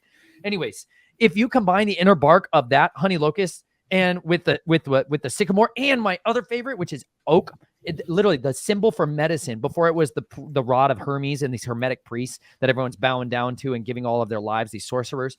Okay, the symbol for medicine used to be the oak leaf cluster. Go ahead, look it up, bro. It's so cool. People used to put that outside of their offices to be like, hey, guess what? In here, we practice medicine. This is what medicine had been forever. That's one component of it, the acorns. But literally the components of it, as with other oaks, the bark especially has astringent properties, meaning it causes tissues to contract. It is used to treat diarrhea, mouth sores, chapped skin, asthma, and coughs. It's literally like nature booster. Anytime I got a problem going on, I go scrape the inner bark. You know, I take these swords. Instead of killing people with swords, I use it to scrape the trees and get my medicines from them. And then I dry them out with this dehydrator, and then I store them up in little jars, and I write the medicinal uses on there. And then I have what's called an apothecary. This is what used to be called a medicine chest. You know what I'm saying? You could take, that's exactly a thumbnail I've used before in my videos. Dude, you're savage. You and I think alike. I like this. Anyways, that white oak bark is one of my go-to staples. So I love coffee, obviously. I'm all hopped up on enthusiasm and passion, but sometimes I'm in the dumps. And so I have a little coffee, but I always take coffee and I mix it with all these other barks and I create this like bark tea. And it's so yummy. And I boil it for 10 minutes on a low simmer, 10 to 15 minutes. If you're ever going to make a tea or anything, you should boil it or steep it for 10 to 15 minutes. That's how you extract the most components of it, at least from a water-based tincture form. That is one of the staples of my life is white oak, inner white oak bark or inner red oak bark. Just if you take that and throw that in a pot of water and you drink it, you'll be like, wow, I feel so much better. My favorite one today, I took a walkabout. You know what I'm saying? Like total Aboriginal style with my children. I strapped a baby to my chest, a machete on my belt, and I went walking around town. And I was looking for medicinal foods. And this is my favorite of favorites. It's called the white mulberry, which is the biblical tree. David, when he's like preparing to assassinate and murder all the armies of the Philistines, Yahuwah says to him, do not go up yet, but wait until you hear the sound of the armies of Yahuwah in the trees above you, in the mulberry trees. And I was like, dang. David's sitting there all like yoked out. They're all like, and he's like, stand down, eat some mulberries. You're like, wow. He loves us enough to put us under snack trees. He's like, eat a snack. You're going to need it, son. And so they're all eating mulberries. I'm all like, these guys are all yoked out, the Gibberim. They're all ready to kill everybody. And they're like, eating snacks. And it's like the angels, the armies of the heavenly host go over their heads on the mulberry trees. And they go and just start ravaging the Philistines. And then David's men are all like, let's go, son. And they're all hopped up on mulberry juice and enthusiasm. And if you take the leaves from this has been previously known by other people, right? Written in this book to cure diabetes. That's a crazy, big, profound statement. It also says in this book that it cures thirst. And I was like, what the heck are you talking about? I have never heard in my life that something could cure thirst, not one time. This thing has more medicinal properties than almost any of the others. This is like way up there on your absolute must-have in your medicine chest list. Mulberry leaf. And they're prolific. They used to they brought them over here by the tens of millions because they wanted to grow the food for silks. And silkworm eat mulberry leaves like crazy. Well, mulberries are everywhere, all over this country. And their berries are one of the most delicious things you can ever have. And your children will love you forever if you eat mulberries. Anyway, I'm so pumped up to be here. You guys, dude, this is fantastic. And I love talking about this stuff. This is the cure for so much of the nightmares of my past, has been to find something that was actually beneficial, that added value to society. Because I literally believe anything you ever needed in your life, you can go to the Father, you can ask him in secret, in private, and say, this is what I need in my life. This is what I want in my life. Will you please help me to find the answers? Help me to find the solutions. Everything you've ever wanted to know about anything is literally written in this book because it's a living book. And even with a few tiny pages of this, like with a few pages of this in places all over the world, This single page of the Bible, this page is one of the most valuable things on the face of the earth. People will give their entire lives away for one page of this because they have learned that this is literally their living bread. This is their water. This is their sustenance. And they will take this one page and they will fold it up and they will roll it up and put it into tiny little crevices and cracks. And they will smuggle this from one believer to another. And they will secret this word away like the little seed. And they will make sure to plant it in the hearts of men. And they will memorize it. And they will value it. And they will treasure it. And every time they take this word in, it will change them and transform them. And if you guys would have a hunger for this word, like you have a hunger for learning, for entertainment, for being amused, it would completely rewire you and make you so much mightier than you could even start to imagine. Yeah, I'm totally in love with the power of the Word of God. It literally, it's developed a hunger and thirst that is the only thing stronger than my passion for becoming a farmer in every sense of the definition. I think that we've hit the nail on the head, and I think I'm going to end it with this question, Nathan. First of all, for all of you guys that made it this far, make sure you subscribe and hit the bell so you can get more of this, because obviously you're interested in and you're captivated. So like for the algorithm, because that's fighting the good fight with us. And also comment some things that stood out so we know how to better cater this content towards you and the things that you're wondering about and the questions that you have. And go follow Nathan Reynolds at the Linen Railroad. Nice. And go shop snatchedfromtheflames.com. And Nathan, just tell us a little bit about what is your ministry, what you're doing right now in the Linen Railroad, and what's your vision? Where do you want to go? Man, that's a great question. The three things that we're most passionate about of anything else is we want to feed people living bread. Like actually living bread. If you fresh mill your own flour from grain, it has every vitamin, mineral, and amino acid that you basically need to live, just hiding inside those seeds. Joseph stored up grain to feed the world and saved the entire world during times of famine and unbelievable trials. And he literally fed everyone grain. They still had other foods around them, but he fed them fresh. Like if you fresh mill and fresh grind your flour, it will literally feed you and sustain you in ways that you cannot even imagine, because all the gluten intolerances and everything else. I encourage you to go check out our playlist, which is called Becoming a Millenite. And it just goes into a lot more detail on how eating bread changed my life. My wife was gluten intolerant and was sick all the time. Anytime we ate gluten of any kind, she was all bloating up and getting sick. And they're all like, this is celiac disease and all this other stuff. And we found out, no, it's just because we're eating death. Like the version you get at the store is literally, if you feed that to animals, they die. But if you feed them the brand and the germ, they get fat, happy, healthy, and beautiful coats. So that's what they did. In the 1800s, they came up with this conspiracy to sift the wheat out and destroy all of our lives and give us shelf-stable bread, the bread that was reserved for the pastries and the kings. So we found this deep desire that we had in our life we started eating this living bread and we started having energy and vitality. Like I could eat a slice of bread and have energy for half a day while working on a farm. And I was like, this surely is the bread of satisfaction. But he says in the book of Hosea, if you read the book of Hosea for yourself, that because people went and started serving these other mighty ones, he took their wool, their linen, their grain, their oil, their water, and their wine away from them. And he said, you go get it from your mighty ones. You go get it from them because you won't get it from me anymore. Yeah, get them. My wife did the editing in this one, so it's savage and beautiful. It's got wonderful videography. Just let that play for a second.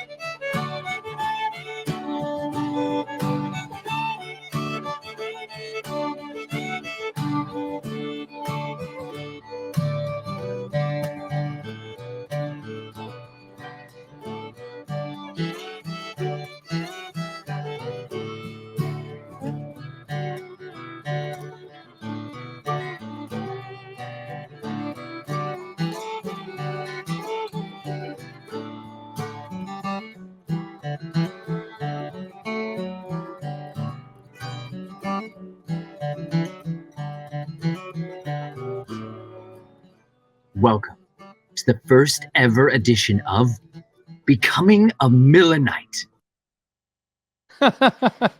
That's awesome.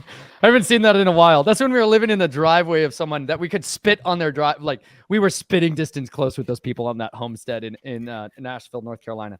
I say homestead very generously. It was in the city. You know what I'm saying, y'all? It was like technically 1 acre, but we were surrounded on all sides by a highway. It was ridiculous. But there in that place, that woman hand ground grain into flour. And I was like, what is this place? Who are these people? And she fed me this sourdough spelt like bread, and I ate it, and I drank a big old pint glass of cold raw milk that I milked that morning, and I was like, I'm on fire. I feel amazing. And I was like, people need to have this in their bones. It'll heal the nations. And I got super fired up. And then we started wearing natural fiber clothing there. Like down in Florida where I was sweating, I was dying. I was literally dying in the sweat. I started wearing linen and was like jumping in the water, and it was like a walking air conditioner system. And I was like, I feel so good. And then it started pulling toxins out of my skin, and I started having black, oily, inky stuff coming out of my skin, leaching out of my skin because bandages for thousands of years have been linen. Anytime people used to get sick, they'd soak the linen sheets in cold water and they'd wrap them in it. They'd get them all butt naked, and you'd be all sitting in there all shivering and cold and be wearing this ice chest on your body and be all like, you know, until you got warm enough till you stopped shivering. Then they wrapped you in a wool blanket, okay? And you like got out of that, and literally on the linen sheet would be toxins that had leached out of your body system. Like we had a friend who manifested Lyme disease. We could not figure out what was going on with him. And because we literally they call it a Spanish mantle. Yeah, this book changed my life. My Water Cure by Sebastian Knipe. 1800s death. This is the death to the industry, y'all. This single book could save the world. I'm saying, y'all, he's got a whole section on about where medicines come from, his apothecary chest, you know what I'm saying? This guy wanted to give the most incredible, beneficial healing systems and healing modalities to the poor as well as the rich. And he wrote this textbook that could change your life. Anyways, in here, it's called a Spanish mantle. You wrap somebody up in that linen sheet, you get them all wet, then you get them cool off, and literally it draws all these toxins out of them. And our friend, who was a 13-year-old at the time, got bit by a tick, and he was having all of these horrible symptoms. They couldn't figure out what it was. And we were like, just try the Spanish mantle. And literally right after he got out of it, bullseyes started appearing all over his body, which is like one of the hallmark indicators of Lyme's disease. And because it was such an early time of being able to see it without some fancy scientific blood test of sorcery, you found it out because we just did what the scripture says, which is literally in the scriptures, you're like, he's all about this linen. He's all about these like armor. Joseph, I got stuck there at Joseph, you know, and he's like, Joseph, he comes out of his prison garments. He like gets a gold chain around his neck. Pharaoh's like, you a thug now. You're my thug. He's like, I got you, bro. And he's like, I'm put a linen robe on you. And I'm like, dang, man, y'all's all about this linen. In the end of time, you know what I'm saying? He says he gives you linen armor. You put that thing on, you're going to get a linen white robe. And it's like, yes. So we started wearing it. We started learning about the properties of linen and wool and silk. And we started trying to wear natural fibers on our flesh. And we did this thing called Becoming a Linenite. You can check out that playlist. Hilarious as well. My wife and I are like even more fancifully excited when we're together. It's ridiculous. We beat off each other in bountiful ways. She's normally like a little more calm and quiet, but then when we're together, we're feisty. So we started trying to wear these natural fibers, and it started changing our lives. I stopped being quite so grumpy and angry and pissed off all the time because I was living in chronic pain because all of these cell phone towers and radiation constantly being bombarded, and all of these other fibers that you're wearing, the polyesters, are literally conductors. They're like giant antennas. So when you put them on your body, you feel like death all the time and garbage all the time because they're just draining you, son. They're killing you, son. But if you wear polyester underwear, it literally is going to make you infertile. Check this out. Literally, if you put polyester underwear on your junk or in your loins, it literally reduces your chances of being able to bear forth fruit and bear forth children. That's a serious engineered design. Anyways, so we started experimenting with all of these different things. And then I just got fanatically passionate about the word. And so the Linen Railroad is about trying to share that out with people, that we want to go back to the ancient ways. Like we are all about learning these ancient skills, like why I became a butcher, why we started grinding our own grain. Like this led to my wife starting to learn how to sew and make her own garments. Then she started making garments for my children, and she found the satisfaction of becoming a Proverbs 31 woman. Like what it actually means to stay up late and make garments for your family, and how she's satisfied. It says she seeks out wool and flax. She buys a field. She's like an entrepreneur. She's a businesswoman. She's killing it, but she's also doing that diligently from her home and providing the sustenance for her family in a unique way. Yeah, son, this is the same farm, you guys. This place changed our life immediately.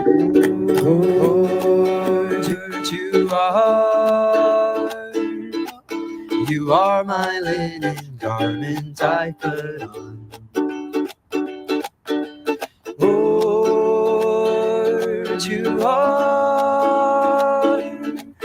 You are my linen garment I put on, while I minister to in the inner court. They shall not gird themselves with anything that causes sweat. They shall not gird themselves with anything that causes sweat. Lord, you are my linen garment I put on. Lord, you are my linen garment I put on, while I minister to in the inner court. Oh, your garments smell of earth and aloe, of acacia. Oh, your garments smell of myrrh and aloe. Welcome to the first edition of Becoming a Linen. That's it, man. That's the origin story of it all, bro. I sold my gun. I'm going to tell you right now that there's another video on my channel that's called Sell Your Cloak and Buy a Sword. I sold my Tavor. I sold my dream battle rifle system, y'all. I had a serious arsenal. Insane, man. I didn't mess around, bro. When I do stuff, I do it all stream. I'm a total zealot. I'm that psycho extremist they all warned you about. I'm that guy who's fanatically intense about everything he does. And I sold the Tavor with the ACOG sight and all of the ammunition and magazines and my knives. I sold all of it. And I was like, I wanted to start this. I traded all of that for a mill, a Nutri-Mill Classic. I traded it for grain. We started with spelt and kamut and hard red wheat and hard white wheat. I traded that, and we began to buy up all of these linen garments at Asheville. They had a Goodwill donation center, like a Goodwill bins. There was just tons of linen there, literally tons of it, where every day we went, we came home with garbage bags full of it, sheets, whole entire garments, outfits, like tens of thousands of dollars worth of linen garments. And we were like, we found the promised land. We found the promised land. We got to share it out. And so we started sending out these packages. My wife would take pictures of everything, and she would post it on this Facebook group that we have called Becoming a Linenite.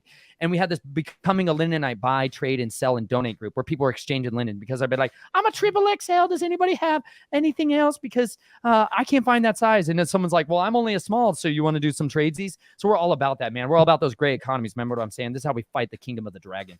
And so we started taking packages of this, and we would ship it out. And we were like, we really believe that you should give this generously away. So we started doing that. And then I started putting treasures of gemstones and sapphires and rubies, because I literally found roads paved with gemstones out there at this place called Coe Mountain Ruby Mine. And I started making friends with the owners. And I literally was able to start buying treasures like this for $2 a pound, amethyst and topaz and rubies and carnelian for $1. Literally, the guy was like, yeah, I have all the contracts from the mine. Everybody in the country who buys those rocks at rock shops, they buy it from me. I'm like, I've been waiting my whole life to meet you. So we started filling these treasure bags. We've started filling these treasure bags with little treasures, because we believe Yah's people are his treasure. That you are Yahuwah's segula, his precious treasure. And we believed you should be clothed in natural garments, that you should be fed living bread, and that you should be able to understand that the water of the word will save your life and will feed you and sustain you. And so we started shipping these packages out all over the country. And then we started traveling around the country and sharing about this and going and learning different trades and skills to try to inspire people back to this ancient path. If you go to Jeremiah 6, it's literally, he says, stand in the way. Come on, pull that up for me. I'm going to sling that sword out and cut people's throats out. It's going to be amazing. He literally, this is the deepest, this should be the desire of our hearts, because we're seeing that our fathers inherited these lies. They've inherited this vanity, but there is this beautiful ancient way that's calling to us. Come on now. Thus says Yahoo. Oh, just go to the, can you give me the full chapter? Give me the full chapters, full send. Oh yeah. Read it. I want to read the whole thing. Give it to me. Yes. Keep going down. 6. I think it's 6:6 or 6:16. Let's see. Nope. 6:16. Keep going. Keep going. Keep going. You're almost there. It's so worth it. Don't worry. Hang in there, y'all. It's a tedious, wonderful moment. Oh, it says, yes. Thus says Yahuwah, stand by the roads and look and ask for the ancient paths where the good way is, and walk in it and find rest for your souls. But they said, we will not walk in it. So I've set watchmen over you, saying, pay attention to the sound of the trumpet. It's the sound of the shofar, y'all. That's this thing. This is, by the way, my weapon of mass destruction. I traded out my nuclear plutonium-based weapon systems. I probably just woke up all of my family. That was a terrible decision. Anyways, that is literally the weapons of your warfare. We stood there and we started asking the Father to show us the ancient way. We're like, we want to know how to live because we're dying. And he answered us, you guys. And he answered us because we sought him with all of our heart. And so our part of our deep passion of our ministry is to travel around and share that. We used to have an RV we traveled full time in, and then everything went to hell in a handbasket over this winter when my wife was pregnant with twins. We didn't know she was pregnant because we didn't go to a midwife, and we just prayed diligently for the Father to help us. And our entire RV got saturated with mold, and it was killing her. And it was like, she literally was on death's door. We put some videos out about that, which was called like, retreat is the only option. And like, we literally ended up having to completely dismantle and tear apart our home and try to sterilize it from mold and then sell it for scrap because it was totally ruined. And our entire life got stopped. All of what we've been doing our entire life for the last 4.5 years was traveling around, living with people, living alongside people, learning this way of doing it in a totally different way. And it stopped completely. But you know what? The Father had different plans in order for us. And because of that, one of the good things is I can have a studio where I can sit and record, and my family can be sleeping in the other room and not hearing me through the paper walls. This has been a year in the making. Every single time we've ever tried to record, get up with each other, something's always happened. It's always a story. Anyways, right? that is a little bit of the heart of what our Linear Railroad is. I recorded the entire talking audio about of the scriptures. The things that are all around us, weapons we can't see, and all that kind of stuff. And there it is. It's that one. Thank you. The reason we started that, I did an entire audio of the scriptures. You can see that right down there. It's got audio scriptures. I recorded the entirety of the audio scriptures from beginning to end in a much more chronological order out of the ISR Scriptures 2009 edition, because we wanted to put MP3 drives in their flash drives so that people could have the word, the entirety of the scriptures. They could have their bread and eat it in satisfaction and have garments of praise. So our desire is to continue, as the Father entrusts us with more and more, we're going to continue to be able to send out more and more garments to people and to send out the words of encouragement, the words of testimony to the people all across the earth. So we want to feed the nations with living bread and living water and the garments of praise, because this is what the Father did for us. And we want to just rejoice in it and celebrate you, because you are a living stone of witness and you were born for such a time as this. Dude, you are the real deal, Nathan. And that's exactly why I get fired up knowing that you and I are banding together and we're getting this information out there and we're fighting tooth and nail. The Millenite and the Linenite, it lights an unbelievable fire underneath of me to get going and to join the skill. And you're so authentic. The story and your testimony, your heart, and how it's evolved and has been transformed into love and into wisdom and into generosity. It's the power of the gospel that we serve.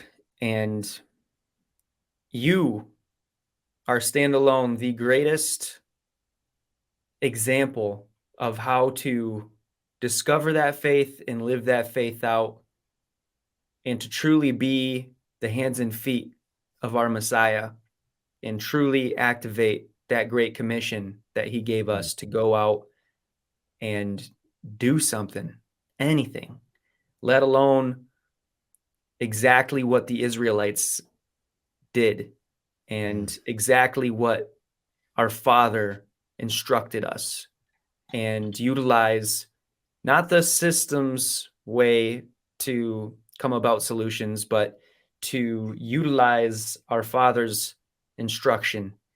And it's beautiful.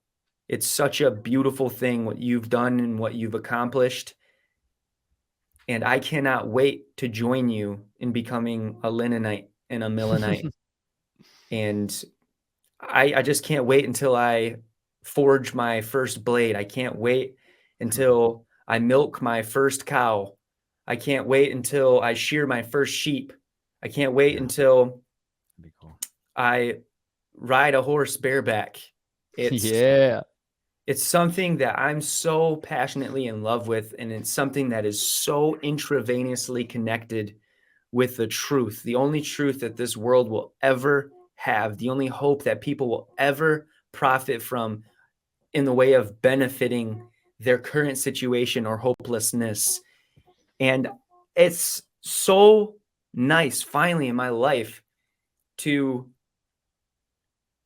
have an answer for the question that plagued me all of my life growing up, which is, what am I supposed to do? What am I supposed to be?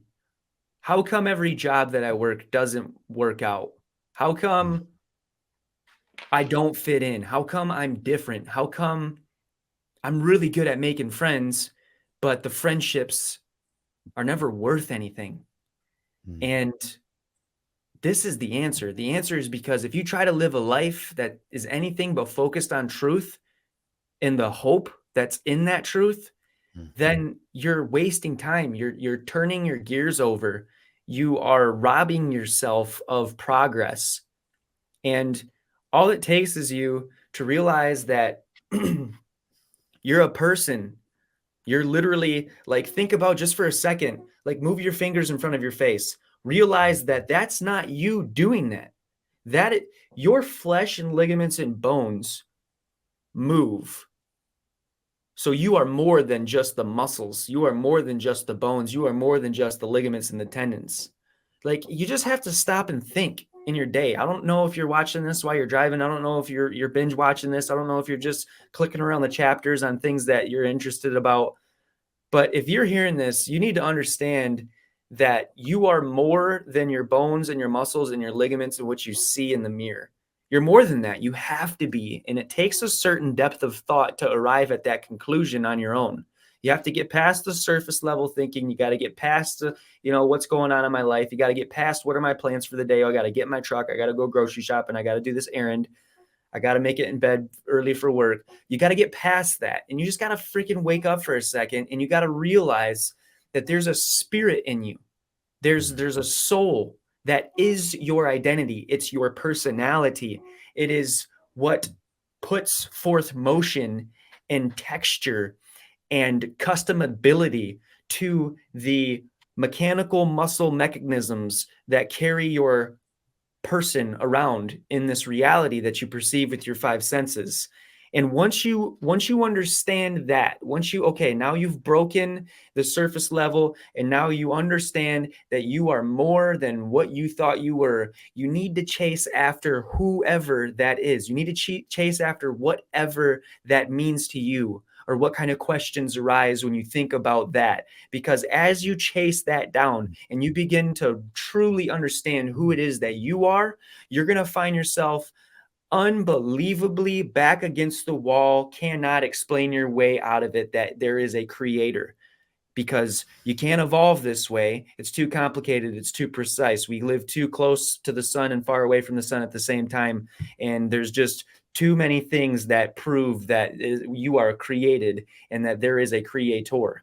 And once you spend enough time on that topic, you're going to realize that all of knowledge, period, points towards one event and one mud flood and one power and authority and entity that rules everything else and keeps the whole cistern cycling.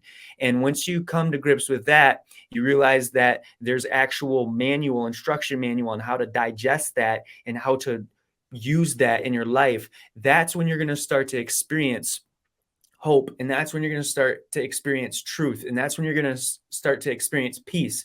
And when you do all of that and you experience those things for the first time, boom, it's like you've been baptized into a different reality. You can't go back anymore. It's if you let it be, addicting in the greatest way, because you're going to realize that your life has meaning, that there's a purpose that you can chase after, that it doesn't just end with when your bones and muscles and ligaments don't move no more, death.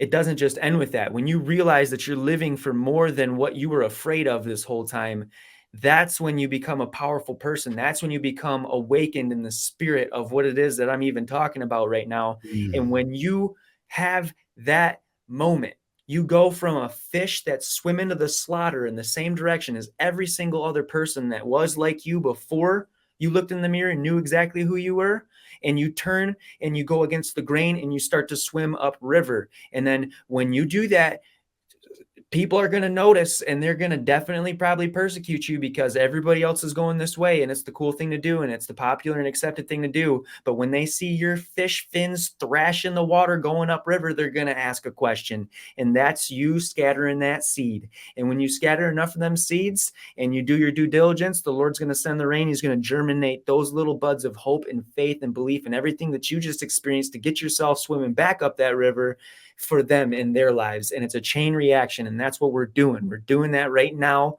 We're doing that on this podcast. Nathan's doing that on his life. I'm doing it in my life. When you have this revelation, you're going to start doing it in your life. And it's a journey. It's not going to be overnight. Maybe it will be for you, but for other people, it might not be. It might take a long time. But whatever your pace is, just know that when enough of us start swimming upriver, it's going to be a hard force to be reckoned with. Because we're on the right side. We're on the side of truth. Who cares about the persecution? Who cares about the lacerations? Who cares about the prison time? Who cares about the people rounding us up? Who cares about it? Because guess what? It is for something bigger than what's right now. It's for the same truth and the same hope that plucked you out of that river in the first place and turned you around and set you back upstream. And when you just live and you fight and you use your fins and you just keep going up that stream, it's going to pay off. It is promised. The same truth that plucked you out is going to be the same truth that delivers you to that promised land when it's all said and done. And that spirit that makes your muscles, your bones and your muscles and your ligaments and your tendons move is going to be who you are, because that is you that moves your muscles, right? Your spirit's going to be the one that lives on for eternity in where you're going upstream. When you finally get there, even if you bump your head on some rocks or for others get stoned to death, you are going to get there to eternity, and it's going to be like, boom. Listen, folks, this right here is like eternity, right? All the way like that. You guys need to realize that y'all are stressing for that. If the whole fabric of time is this pen, eternity, it just goes on forever. This pen represents eternity. You guys need to realize that what you're experiencing right now is that. Just the tip of the pen. And once you can conceptualize, wow, this is here and gone. Like a vapor. It's a vapor. When you can realize that, you can start living for that greater purpose, and that's going to give you power, and that's going to open up all of these things. So that's what I want to leave you guys with today, because that's the whole reason that Nathan and I even opened our mouths up, is because this gospel is what completes the opposition to the matrix, and that opposition to the matrix already won. It's gone. It's got the victory. It's already happened. That vapor. I've seen that vapor my entire life come and go out of people. Life is always much shorter than you can even possibly imagine. I woke up knowing that today was the last day people were going to ever breathe, and they didn't know it. They said goodbye. They said hello to people. They rolled over and texted people. They got in their cars and they drove away, and they were never seen alive again. Life is a vapor. Live vibrantly. Live courageously. And when everyone tells you to sit down and be safe, understand that you were not made to be a dog that took orders. You were made to live, and you were made to resist death. You were made to rebuke death, and you were made to be somebody who adds value to the people around you. You were made to be somebody that waters those seeds of hope that are desperate, dying and destroyed in people's hearts, and to continue to wash them with courage and comfort. And courageous people are so infectious in a world filled with cowardice. So go and live intentionally, for every single day of your life is a gift. Use it well. And with that, you've been charged. Welcome to the Tyler and Nathan podcast 2. Go check out the podcast 1. Go shop at the Linen Railroad. Go to Grow in Fruition if you want to learn microgreens.